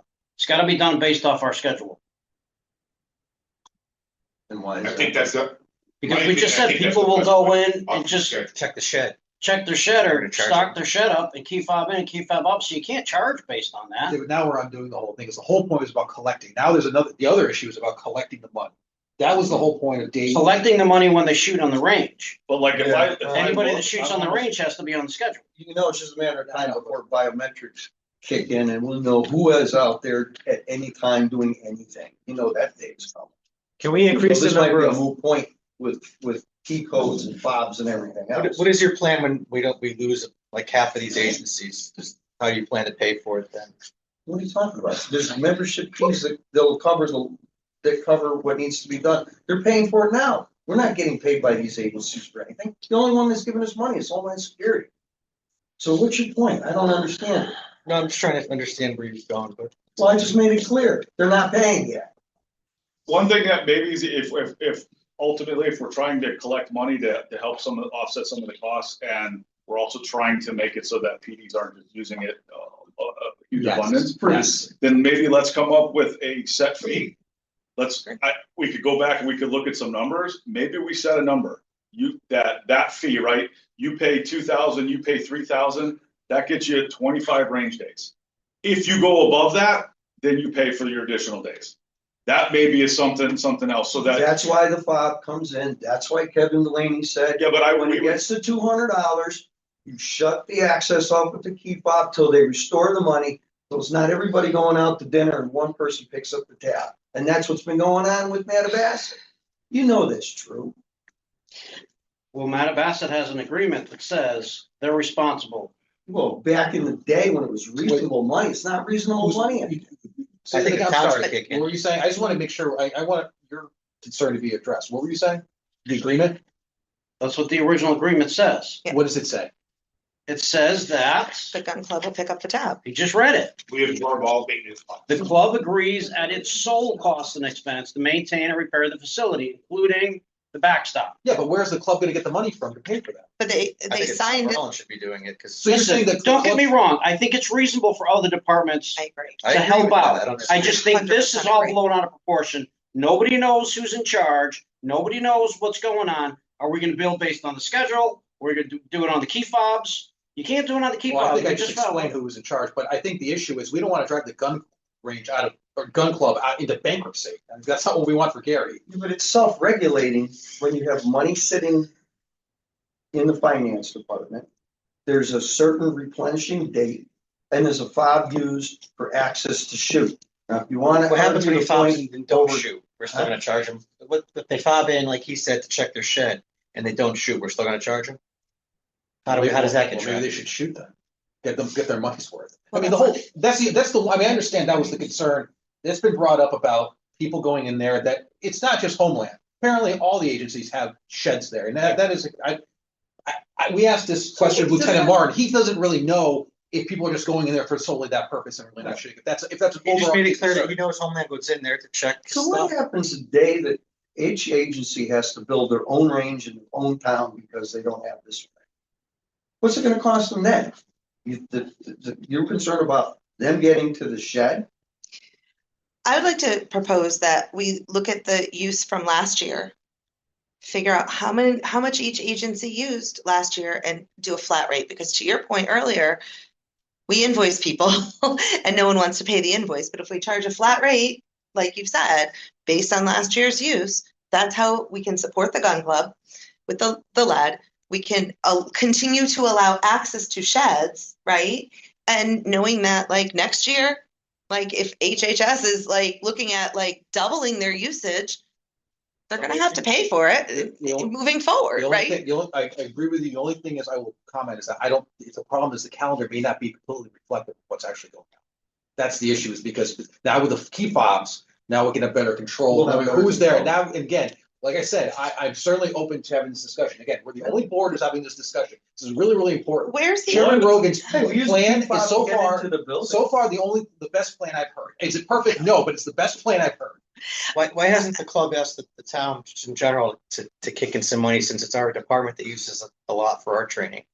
Well, because we're not the only ones who are using it. That's the point. Yeah, but we're is that we're trying to find an majority. equitable way of dealing with it. Yeah, I was gonna say it's budget season. Couldn't this have gone before the Board of Finance in some way? Right, you can go to the town council I mean- and ask them that Well, question. he wants to talk to us. They've got Why a, haven't you? I mean, you're in the club. Right, take your own personal time and go and do it. Do some research if you'd like, and come back to us with an answer. Who here is members of the Madawaska Gun Club? Because I know I'm not. I mean, I know. We're I heard it's really hard. all not, yeah, they won't let me in, so. Gary and I were, Well, and that was one of my other questions is like, how is it that an exclusive club can function on town land? I don't know the answer to that question, but Somehow, for some reason. because that sometimes see like public property, private club doesn't seem like it.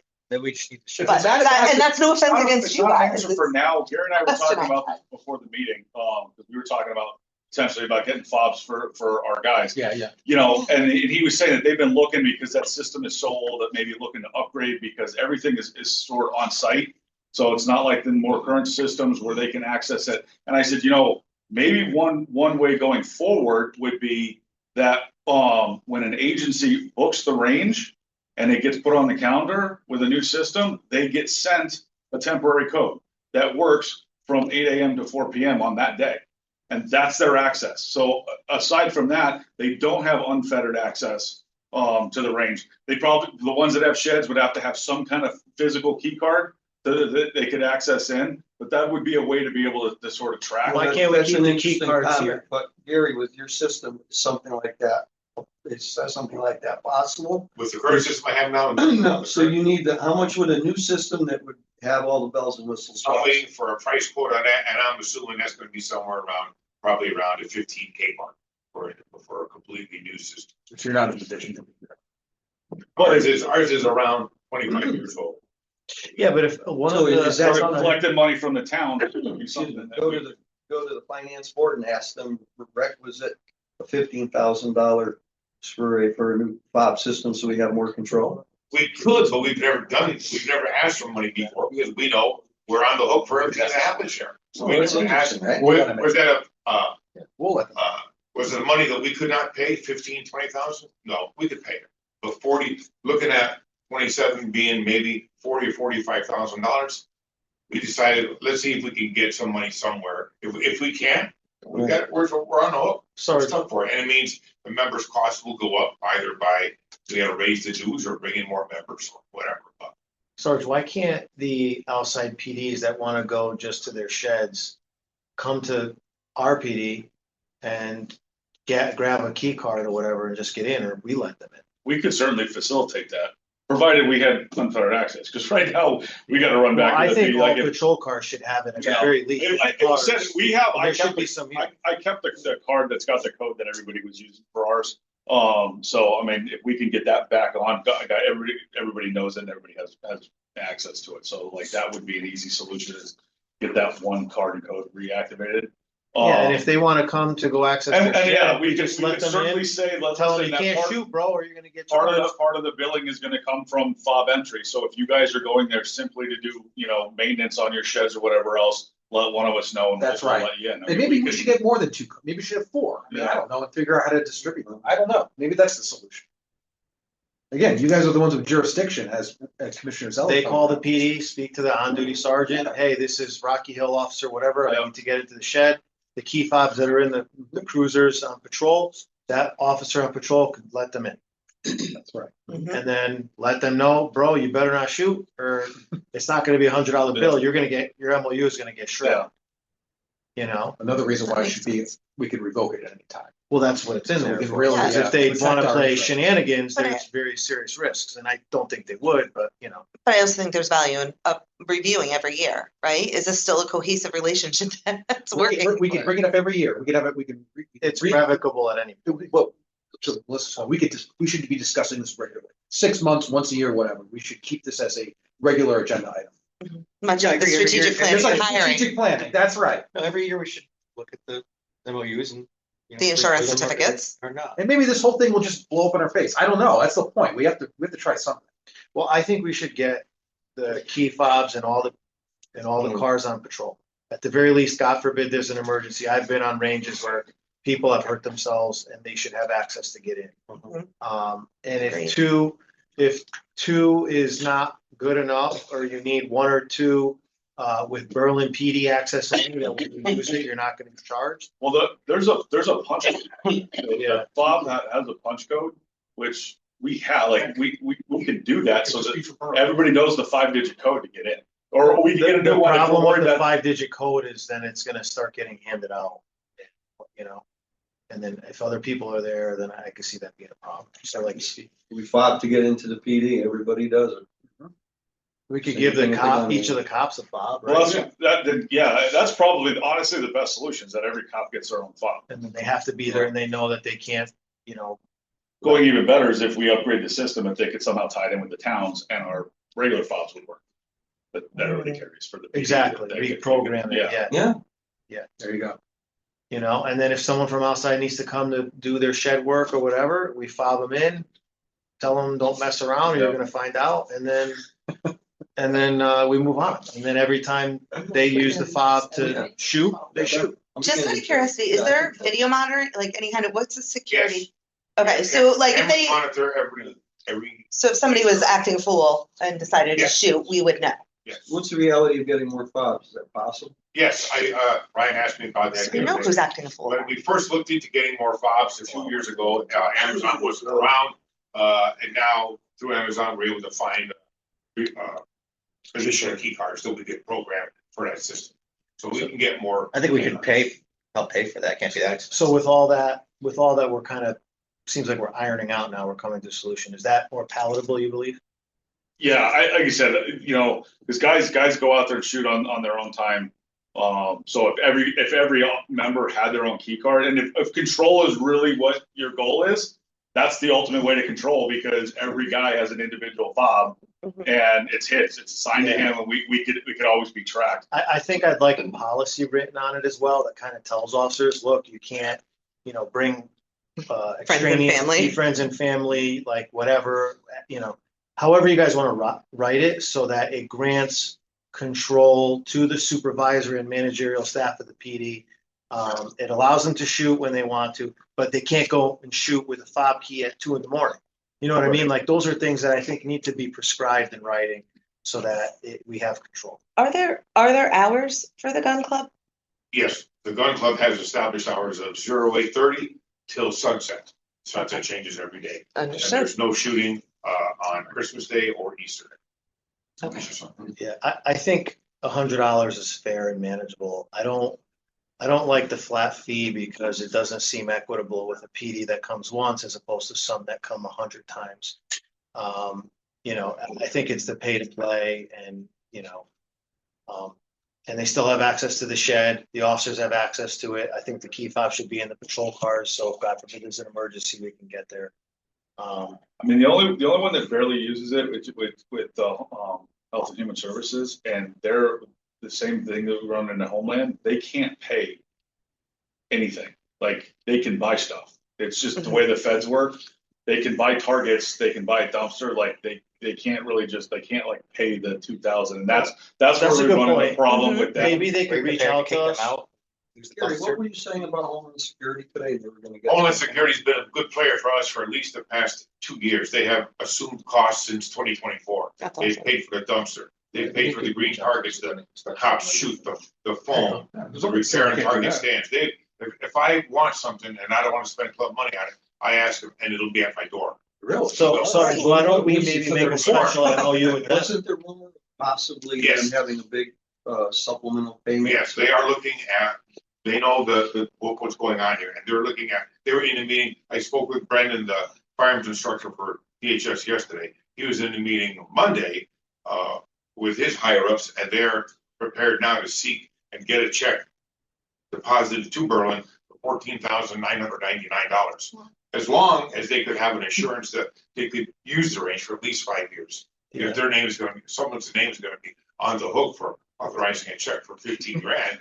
then, you know, $14,999 because they don't need authorization. Because they're willing to go to bat with whatever.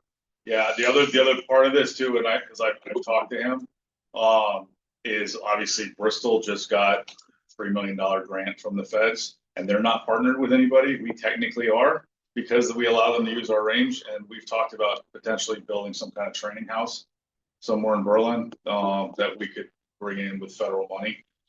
So having them as an ally on the range would be. Yeah, I mean, there's nothing saying we can't make a special MOU with them that, hey, you get us this and whatever. I just think, you know, in the back of your mind, I also want to just have you keep into consideration that, you know, we don't, and I know they're not, but we don't want Homeland coming 365 days, right? There has to be some sort of like fair, reasonable method of restricting PDs from coming a million times. And, you know, just something to keep in the back of your mind, or even if you self-police it, just something that I kind of offer to you, just to be good stewards to the town. And I'm not saying we're not, I'm just saying we want to be good stewards for noise. Maybe, you know, and then maybe rather than jumping all the way to per usage is maybe the better way to do it is start off with an annual fee, and we monitor and we track, because we can go back and we can check the calendars for the last few years and see what usage was, and then track going forward to see, like, are we all of a sudden that they feel now they have ownership because they're paying, you know, $2,000 a year or $3,000 a year, whatever the number is, and all of a sudden we've seen a huge spike. If that's the case, then maybe we introduce either capping it at so many usages, or we go to a fee. Yeah, but that's just procrastination into the future, not being disrespectful. What we've accomplished right now, as of now, is a hard stop that we can make critiques to if we have to, but we could start with what's proposed on our special meeting last week and move forward from here. I do like the ideas that you had, excuse me, with the fobs, just so the officers have the ability. They won't have the code written on the back. Nobody's gonna ever see a code again. So they can just casually or unintentionally pass it over to somebody. It'll always be, just like when you come in the building. Got a fob, you have to hold up in front of the keypad. We went from, how long ago was that? Maybe a year and a half ago, we went to that. Yeah. I thought that was an excellent idea. No more codes, no more standing there with a stranger behind you and you're punching a code and that we're good. As far as debiting their usage, I think for now, just work with that. And then in the future, we can modify things if we think it's necessary. I'd also would like, I'm not interested in going online, printing out calendars and everything else. I would like in the package for next month, blue calendars that we get here with Homeland Security for the year, so we can use them as a guideline as to how many times they're gonna use it. So we know that when we debit them $100 for every time they actually shoot at the range, we'll say actually shoot at the range. And if we do it through giving, they call in, what are we saying? They get a code for the day for shooting? Well, that would be a $15,000 Yeah, we don't have. thing. So we're not That- there yet, but You keep bringing up Homeland. Homeland is the one who can't pay. Yeah, exactly. yeah. I'm happy to give you the dates that they asked for, but they're the ones that can't pay. They're the ones that are buying, they're paying, they're not They're paying. buying the stuff. Right. Yeah, we don't need a special MOU. They might be the ones that pay for the key code access, $15,000 thing. There you go. So there you go. Point There of, might be a special MOU, sorry. no, I apologize. Can you, for the next meeting, to piggyback off what Dave was saying, give us, because I know Dave you want a printout of like over the last year or 2 years, because I know it's on your calendars, each department, how much they used in the year? I'd like to maybe consider setting a maximum too. Yeah. You know, something that is palatable for all that, you know, I don't know, something, a topic of discussion. I think you're gonna be shocked at the numbers. They are not as high as I think people realize. I did this a year or two ago and I was kind of shocked. I think departments were topping out at like less than 20 days. Like, it's not this astronomical number where they're out there 60, 80 days a year. They're just not, Torrance don't have the training budget for that. Nobody can pay to have guys out there shooting that much. So, you know, and you know, it's, like I said, you'll see spikes, right? When agencies get new firearms, you see a spike in, when they get new equipment, you'll see spikes. But typically, over year to year, they kind of have their set training days, and that's what they're using it. Is there any way I would like to table this until the next meeting, till we have these numbers and can make a more informed decision about the next steps? What next steps? Because in what sense? Well, I mean, You've already done what we. I know you already did, but I know that vote already. They voted on it, not because it has a monetary advantage to him, so. And I mean, Wait, what? Are you talking about Dave? Yeah, What do you mean? well, he voted to approve this $2,000 fee to the departments at the special meeting. We didn't, remember, we're not the ones who, we don't sign anything. The whole point was. no, but we were You proposing, proposed this language. It Which was is the a financial language. benefit today. correct? How do you figure that? Because if they the pay, you departments don't. pay, you're gonna have to pay bigger dues to clean up the range in a few years. Because you're gonna get an assessment. So this saves you from that. But I don't think anyone in this room is. Well, that's a stretch. That's not okay, John. Hey, are you getting- John, that's not okay. What do you mean that's not? The laughter, I feel like, is inappropriate. Because well, first That's of all, not true. You don't think that I don't makes think, sense? first of all, my reaction is to also inappropriate comment. I don't think that we should be disparaging each other. I don't think that's, I'm It's been happening laughing. here for years. I'm I've been, Well, targeted that's for a long not time, right. so- No, that's not right either. That's not right either. If that's been happening to you, that's not right. What my happened point 2 is- meetings ago, you guys did it to me, so. Well, first of all, that's. Okay, moving Anyway, forward. the point is that no one should be disparaging each other, period, including Dave. I don't think, I've never heard him once talk about his fees or his dues. That is just not fair. There seems to be a certain agenda from him, and the club seems to be, I don't hear as much as I hear from Dave, so I don't know if the club feels the same way. The membership seems okay with how things are. I agree that they deserve some money to be paid. 100%. But And what's wrong with debiting it from monies that go to the town finance board, Kevin? it just seems like an Well, accounting how do- nightmare. I just wonder if Kevin Delaney should be the one figuring this, knowing all the information, not us. No, but it's gonna save your assessments down the road at the club for the cleanup. He figured out the 2,000. That's not what was presented. Who figured out the $2,000 number? Fact. It's pretty. Well, it was originally $1,000, and then Chairman Rogan, you suggested, I think No, someone came up with Kevin Delaney 2,000. Was it Kevin Delaney who came up with 2,000? You Yeah. thought that was. Where, was that a public meeting? Or private, like? Well, it wasn't a meeting. It wasn't a meeting. What we're talking about was a meeting. Dave and I met with the town manager, town attorney, mayor, chief, deputy chief. That's what it was a conversation. And So- Gary, you were there as well, right? You were on the phone, weren't you? Oh, yes, I was on the phone. Yeah, I think it was a conversation of just it was another discussion. It wasn't a commission meeting or anything like that. So just so I'm clear, so as we stand right now, until the new MOUs are signed and in place, none of the agencies have access to the range. That would be appropriate at this point in time. Okay, Now, we can facilitate doing that ASAP. We Okay. can work on it this week and be ready for next week, Monday.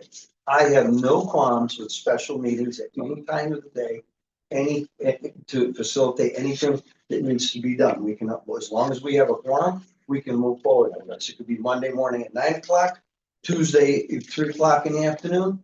That's fine with me. This needs to be done. It's been handled inappropriately for too long.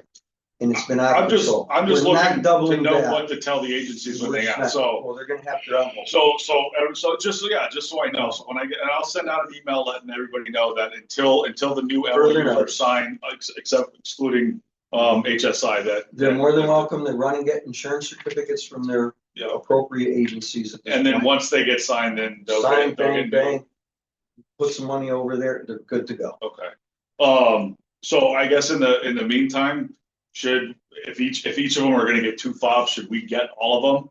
So that once we have the MOUs, we can get them issued to the agency. Yeah, I would say that would be appropriate. Yeah. And then all of our members are gonna get fobs so that they have access to the range. I think that's appropriate because of safety issues. If somebody's over there, something happens, it makes a lot of sense. Commissioner Giannone mentioned that you should have access in case of an emergency. 100%. Should they be in the cars as well in That's really case they good don't stuff. carry their We personal? could do that. That's one. Just, I like I mean, just to if you- make if- sure. As long as Gary can get them, it was really more of if he had access to them, but it sounds like. I mean, that even they're for able their to- members, God forbid something happens, like an accidental discharge, whatever, you guys should be able to provide medical aid. Of course. Yeah. Of course. Yeah.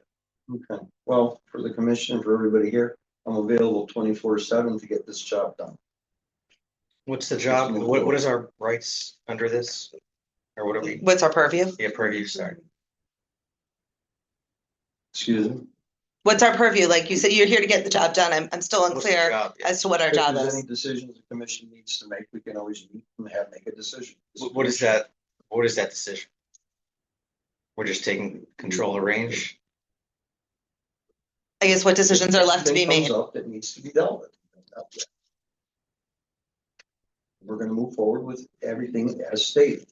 But that is stated by you, not the commission. I do believe there was a majority vote on going along with this. I do believe the town's attorneys were involved in this.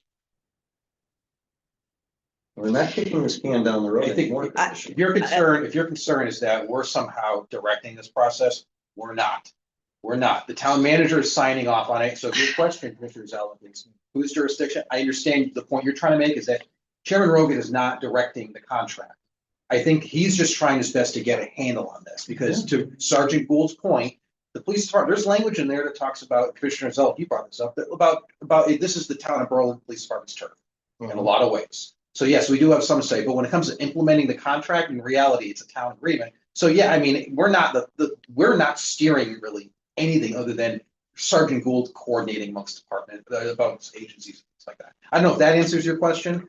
I just want to get past this whole Dave and the being a member things. I don't think that's So I think that's not a it's- productive I think comment. it's a problem. I do too. I think it's a good thing for the Board of Ethics to maybe look into. But we can maybe let them decide. I'll deal with that later. Sergeant, I'm not married to this idea, so if there's things that you see could be done to be improved, in my mind, I would like for you to come back to kind of let us know.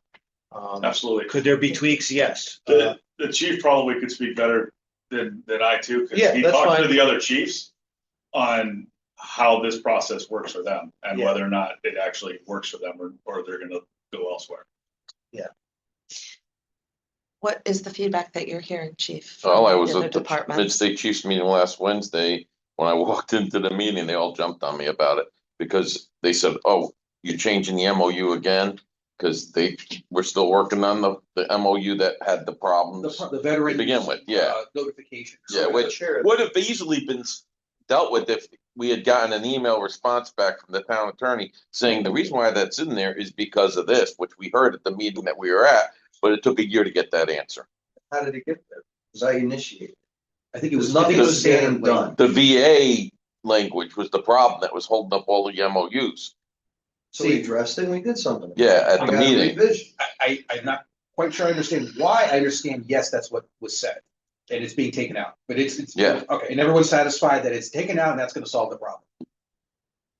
Yeah, well, I haven't talked to them since Wednesday. No, I mean, not Last the, one. Oh. not the mid-state chiefs. Oh, Association. you're I'm talking about this the other concern thing, yeah. that the two of you have, chief and deputy chief, We're about still that number one. language being obstructing. Haven't gotten anywhere. obstructing the- Well, hey, listen, don't shoot the messenger. No, I'm not. I didn't have a personal problem. I brought the message to the meeting. No, my point is that that was brought up in our Yeah. commission meetings. Yeah. That was a concern. That problem could have been addressed months and months ago. I think it's been addressed now. I hope it's. Yeah, and I think that's the reason why we didn't get the money that was supposed to come, was because they were all trying to figure out, because they had their town attorneys talking to our town attorney.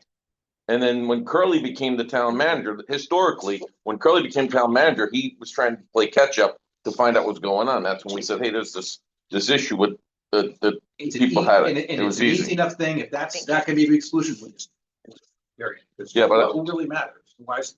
That's So- So here we are, we've moved this whole process forward in a productive direction, but it's not gonna sit well with everybody in the room, I understand that, but we have to do this. Because all it does is go into a circling pattern of nothing. Now we've moved forward, and that's what we're doing, that's leadership. Are we all done with this segment now? All right, I'd like to move on. Thank you, Gary. Helpful to have you here. Appreciate Thank you, Gary. Thank you, Sergeant. Thank you, Gould, Gould. Very much. Thank you, guys. Thank it. I you. agree that you need money, so. Mhm.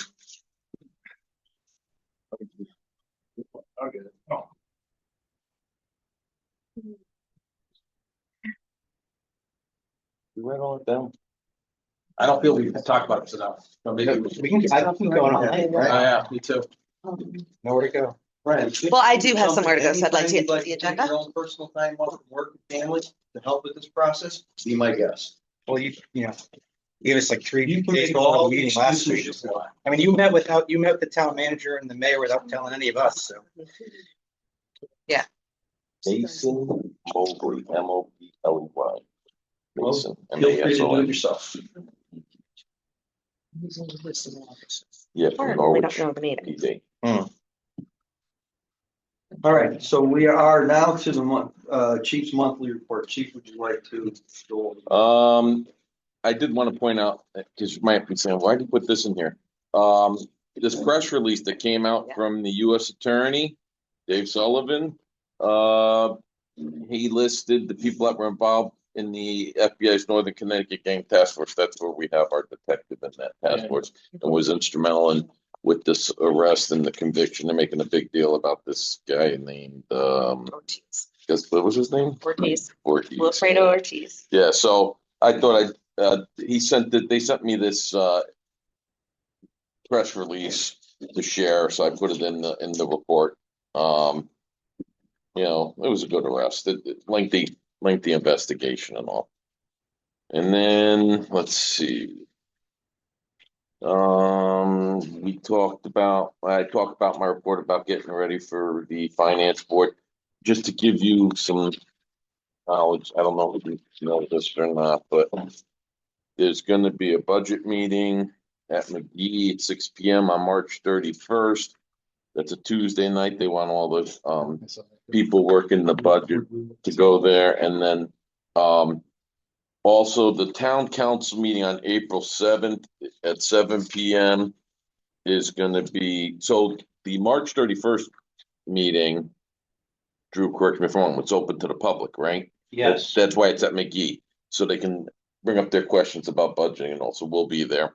And then April 7th, town council meeting will be the finalization of whatever they're gonna vote to either move it forward or That whatever. meeting's gonna be critical, Yeah, because technically, the town council could make changes Oh, yeah. to Yeah. the budget. that's what we were told today. So What date is it? that, as long as we can get past that, April 7th, then that's we're a okay, but I think that's Tuesday the night day that we at 7. monitor the process, because, I'll text it all to you. you know, I'll be on, I think there's a lot of other stuff going on at that meeting too, so I'll probably do it on Zoom. I don't know. I do every meeting on Zoom. Yeah. For the town council, just in case something comes up and they have a question. I was thinking of going in person, but they're also doing all this water department stuff, and I have a feeling that's gonna take like a long time. What department stuff? Water department, they got issues Oh, going the on. water, yeah, you don't want to be there for that. They're hoping to put that So second. I think I'll zoom in, but I just want to make sure we're there in Understood. case they try to make some changes. Undo the progress Yeah. you guys made after Yeah. 2 meetings. Yeah, Exactly. Board of Mhm. Finance meetings. Agreed. We don't want to lose that dispatcher Mhm. or the other. Or the officer. Oh, the Yeah. officer. Agreed. In my report, I have a department vision statement, and I explained why we're doing the vision statement. And the vision statement really, it's emboldened, is a collaborative effort. It had supervisors that were interested in giving me input. Sergeant Gould just left. He was one of the ones instrumental in putting information. Several supervisors and lieutenants gave me their version of what they thought the vision statement was. I thought it would be easier to do this, but it was a little bit harder because everybody had great ideas. So then what I did was I boiled it down to the points that we wanted to say, and that's how I came up with this vision statement for our agency, which I put in here. Just something that we didn't have a vision statement. We have a mission statement. Too, right? The what? A CLIA requirement too? Yes. Yeah. So that was one of the things that was pointed out recently. I actually was working on this in December, but it was a secondary thing, right? So you got it this month, and let's see. Oh, I'm thanking everybody that helped us with the budget too. So going to the meetings, coming down, and all. 3 years in a row, the question has been, oh, our overtime is up, and yet when you look at it, looking back statistically, our actual overtime is down, even with some of the issues that we've been facing with having to pay overtime. So a lot of work was put in, but I think that we could lose our one position for an officer at the town council level. I don't know about the dispatcher, but The additional one officer. Yeah. But I understand Really ties that into that what's happened is feel like that because ties of into the repeated success. problems with overtime in certain areas, that's been incorporated into the regular part of the budget to take the pressures off of overtime for certain areas. So that's the reason for needing less overtime money set aside. well, we've been cut 150,000. And they've also said that in the end, if it's needed, they can transfer money around so they don't have to dump this on the taxpayers, dime up front. Yeah, so that's true. And And they have then all these don't forget, we departments, took the hit last year too. Remember, we gave up 50 and then they took 50 more. They were explaining. Yeah, that the so way as- the budget was put through this year, that they were looking at a 1.7 mill rate increase. And they needed to trim the sales to all the departments to try and get this down to a reasonable level. Yeah, and then today's top managers meeting, they're talking about that probably is gonna get trimmed again. That's what they're saying. Just saying. Can I ask a question? And this Sure. is there a reasonable level? Like, is there a target when they say get it down to a reasonable level in mill rate? Or is there a certain area that they're targeting? Last year was 0.6. That seemed to be palatable. Okay, you so gotta almost go- a whole mill rate, we gotta trim down. Or Yeah, it's about what they think the voters are gonna go for. I mean, There's still a lot of stuff in the capital budget that Oh, realistically gets cut. It's So- $217 per $385,000. Okay, two They'll hundred and they'll seventeen a take year? the capital probably and just cut all that out.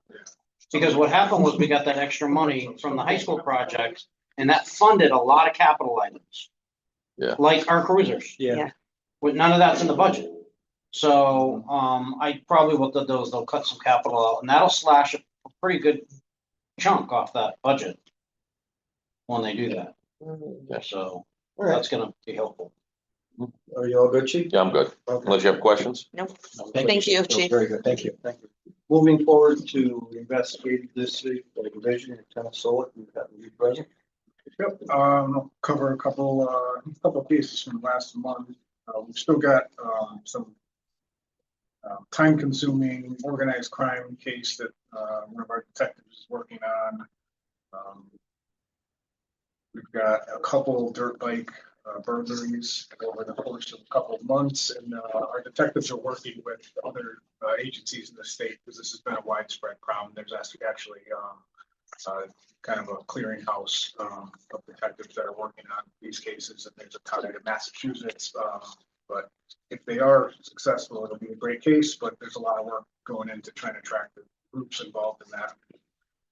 We've had flock success here with Bobcat skid steer door, which was stolen off of construction equipment in the CVS parking lot. With the help of our flock system, we were able to get a hit on a suspect vehicle from another town's theft, and it helped them get a search warrant for a car, which ended up having a skid steer door. There were two skid steer doors in the car. One was theirs, one was ours. Because of flock. Yeah, we kind of helped develop the intelligence and led to Newington getting a search warrant for a car that was located at a motel in Cromwell, and we were able to recover both items, and the rest warrants are forthcoming on that. What else do we have? A couple of my guys served a felony arrest warrant in East Hartford for one of our family violence cases. I think it was a Midnight's case. They secured an arrest warrant for a family violence case here, and they looked for assistance in traveling, outside, trying to find the suspect, and they were successful out in East Hartford. Served that. We did compliance checks for all of our liquor sales establishments in town on February 21st. These are all the package stores, not bars. We did all the point of sales, and 2 violations were found, so they were summoned and referred to liquor control.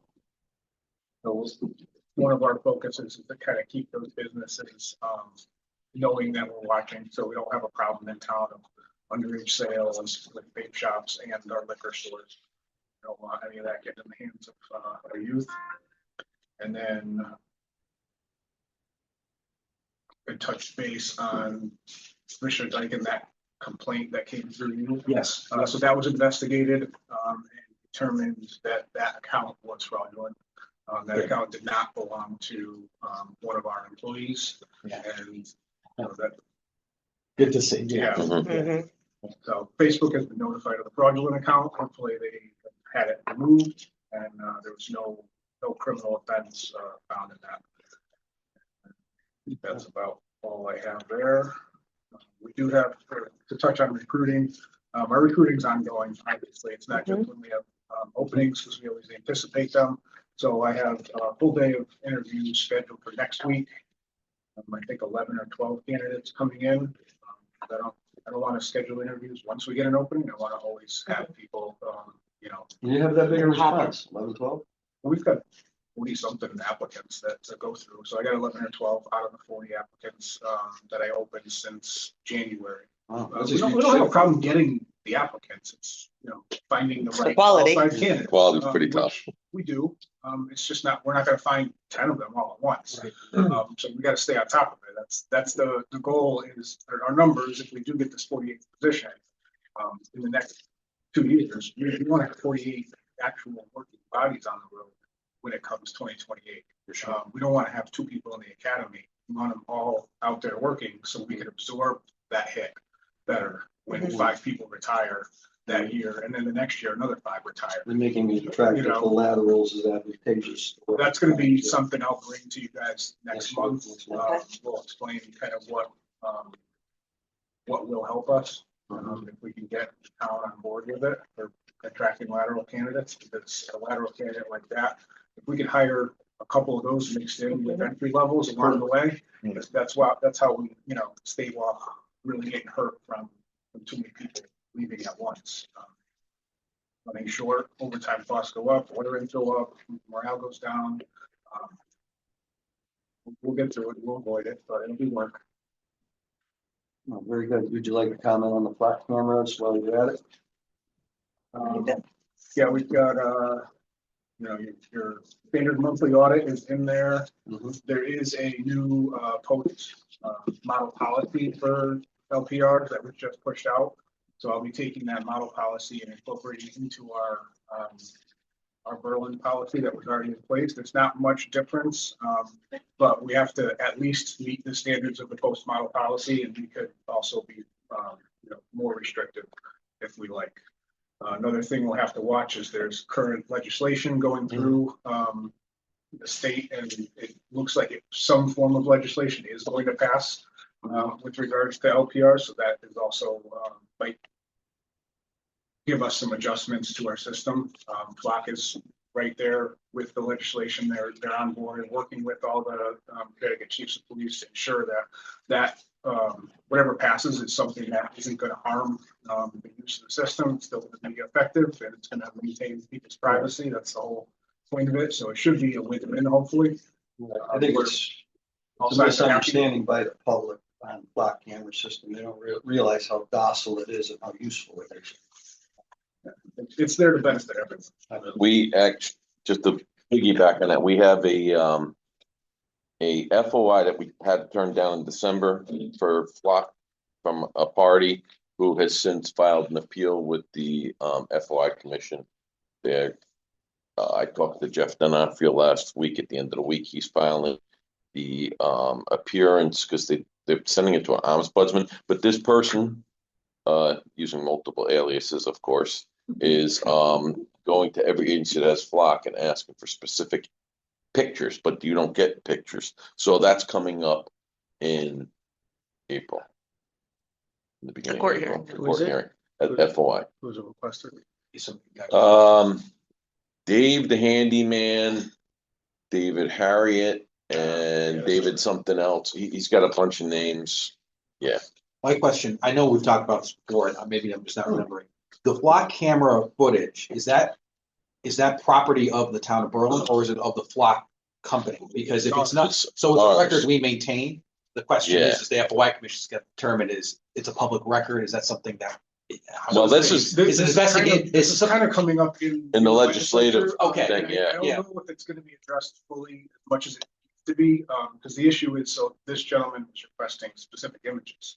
Well, we can't get those images according to the policy. We need a legitimate law enforcement reason to even get those images. They're in a database somewhere, but we don't see them unless we have a legitimate law enforcement reason to search for them. And in the event that we're doing that, it's in the process of an investigation, which is an exemption under FOI anyway. Yeah. So it's like a catch-22 for these kind of requests. Well, in front of the legislature now, one of the proposals is to only maintain the stuff for 7 days, but the FOI commission is asking for 30 days. And so they've sided with the Connecticut Police Chiefs Association to try and get that number to 30 days, because only being able to use for 7 days. And one of the other It automatically go. And then great thing about the other thing is one of the proposals is that we could only use it for felony cases. So that would preclude all misdemeanors. But an auto stealing a car isn't always a felony case. Well, what about that gentleman that was lost for 2 weeks or whatever? That's so what happened to him. I got a phone call 2 days ago from Sean Hughes from Hughes and Cronin, who's the lobbyist for Connecticut Police Chiefs Association, wanted to know if I'd go testify. And I said, of course, absolutely, because I want to talk about the whole fact that we use it to find a guy that was driving around for days. How about someone who engages us in pursuit? We can't pursue them.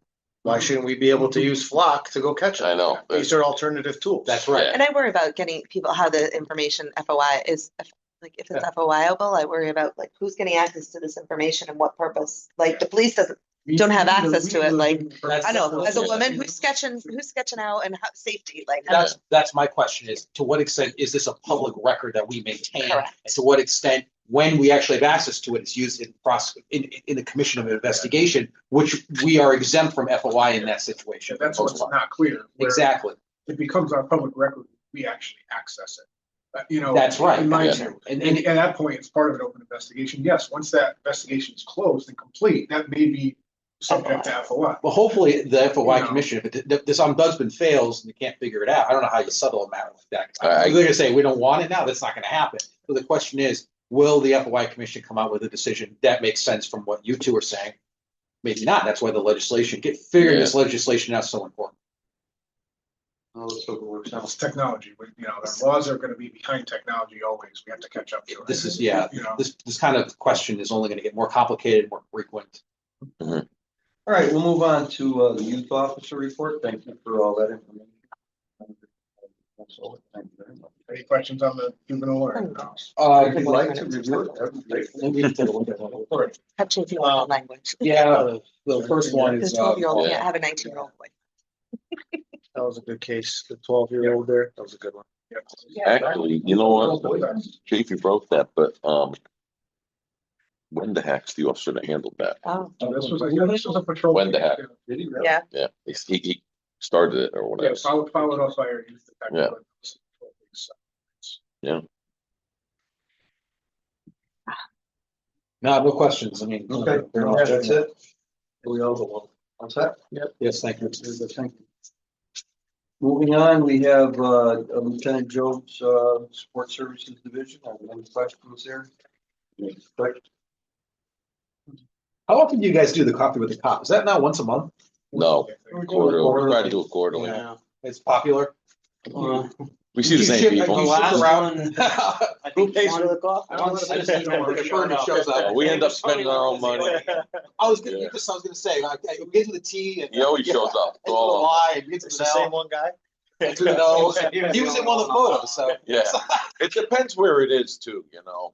Some places really like promote it too, and other places just hoping that we bring people in. What's the coffee shop, Ferndale, the new one?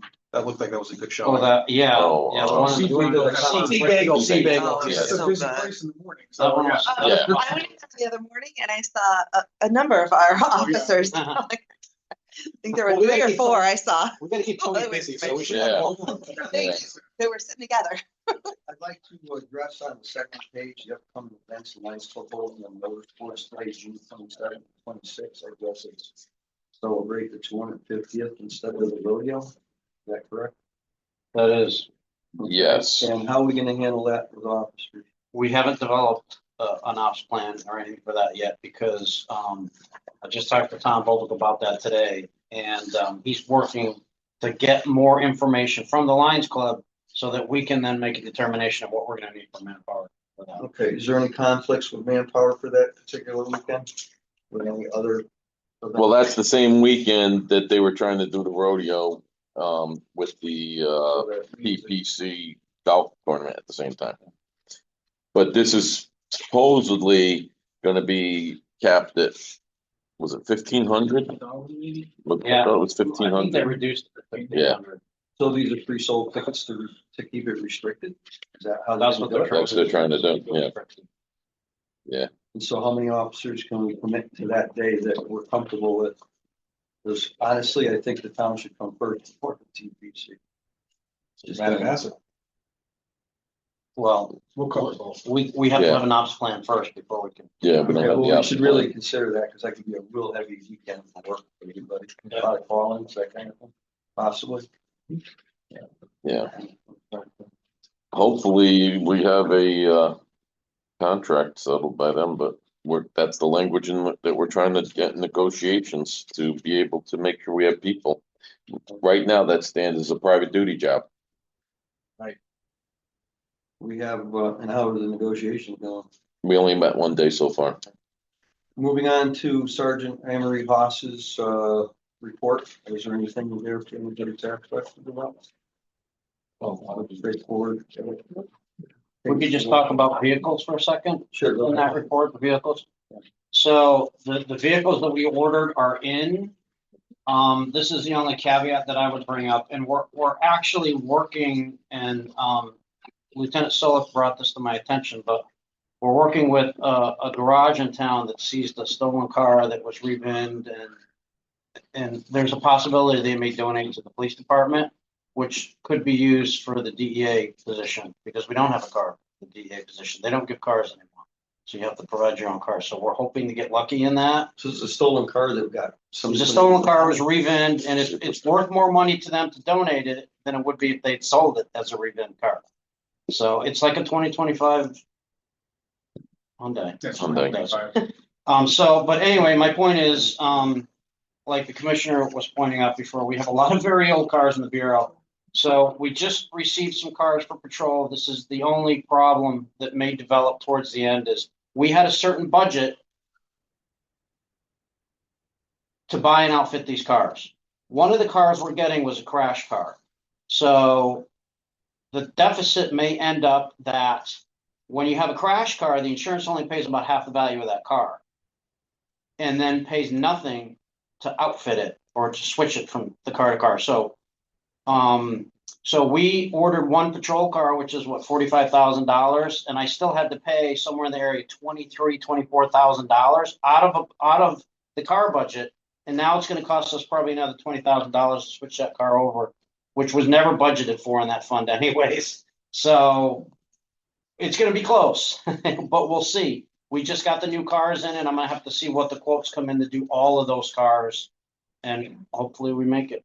We'll see. Yeah, for the record, I think 4 of the 5 detectives' cars are 10 years old or older. Right. Right. And we're gonna be replacing one of those soon with an admin car, and the old car is gonna go to the bureau, and so, but that's only one car, so we're still But working also- on that. 4 of the So we gotta think about another one for next year. investigation cars are over 100,000 miles. Yeah, that's what. Yeah. That's Well, you said over 5 Yeah, they're years very old, but Over 10 years old. oh, they're 10. Yeah. I mean, 2013. Yeah, That's because their mileage doesn't go up as fast as patrol. Obviously, those Yeah. cars last longer, but we're kicking the can now. We gotta start, replacing some. We're gonna move on to, at the very end is Officer Megan Yasaki's, the staff officer, is on questions. Training, we have, 6 officers in for training. Most of it's auto theft and vehicle crimes and internal privacy investigation. Any questions? No.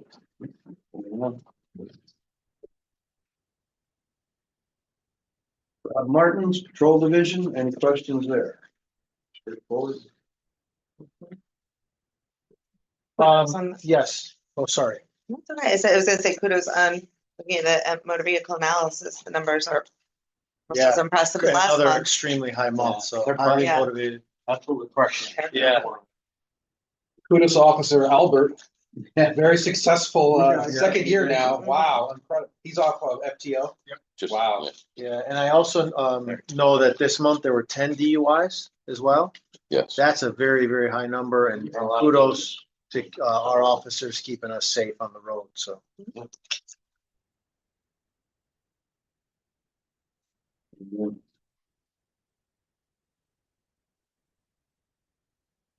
Those are the calendars I was talking about, if you look at, what we did there, horse right now. Right. And last but not least, we have the pressures of, the overtime. Yeah, I had a question, Sure. because my simpleton mind can't do the math. But in the percentage range that we're at, I think it's what, We're 37? about 1%. Yeah, 1%, We're right? about Because I did more the than- math and it more seemed than like we're 1%. okay. We're okay. We should have, I think, 33%, and we have 32%. So we're about So we're okay. 1% in the hole or so. So we're Actually, We're an right eighth there. of a tenth of a percent. Yeah. We're not even a full we're, percentage. In other we're words, pretty we darn have- close. We have 176 grand in Brunswick, right? Yeah, well, and we are going into vacation season too, so we'll take a little bit of a hit there. But we have more personnel, so. We do, it shouldn't be as bad. There's been very little patrol overtime, and that much is correct. And that's kind of what the finance board is focused on. There's always gonna be overtime, but if you look at our patrol stats, the patrol overtime went way down, and we have Mhm. almost no patrol order-ins at all. All the overtime it looked like was related to vacation and personal time and sick time, which is A people's lot time of to it. use. Well, as long as it's appropriate use of sick. But Yeah. when we were short, one person took a day off and it created overtime. Now, 2 people could take a day off on a shift and we're still at minimum. No overtime with 2 people taking a day off. It's when the third person takes a day off that creates overtime. So that's why we're That's when we have absorbing staff. that loss. Yeah. Manpower is good. If you look at the FOI log, Deputy Chief, what do you have? FOI, that's all I had. That's all I had. But if you check out the FOI, that position has been very busy, so, Oh, they're. I mean, this tremendous. has been What an huge asset for us to keep with that all up. these. Can I It's taking a lot of pressure. she doesn't even have the one in that I was just talking about. Yeah. Not even on ask a that. question? What,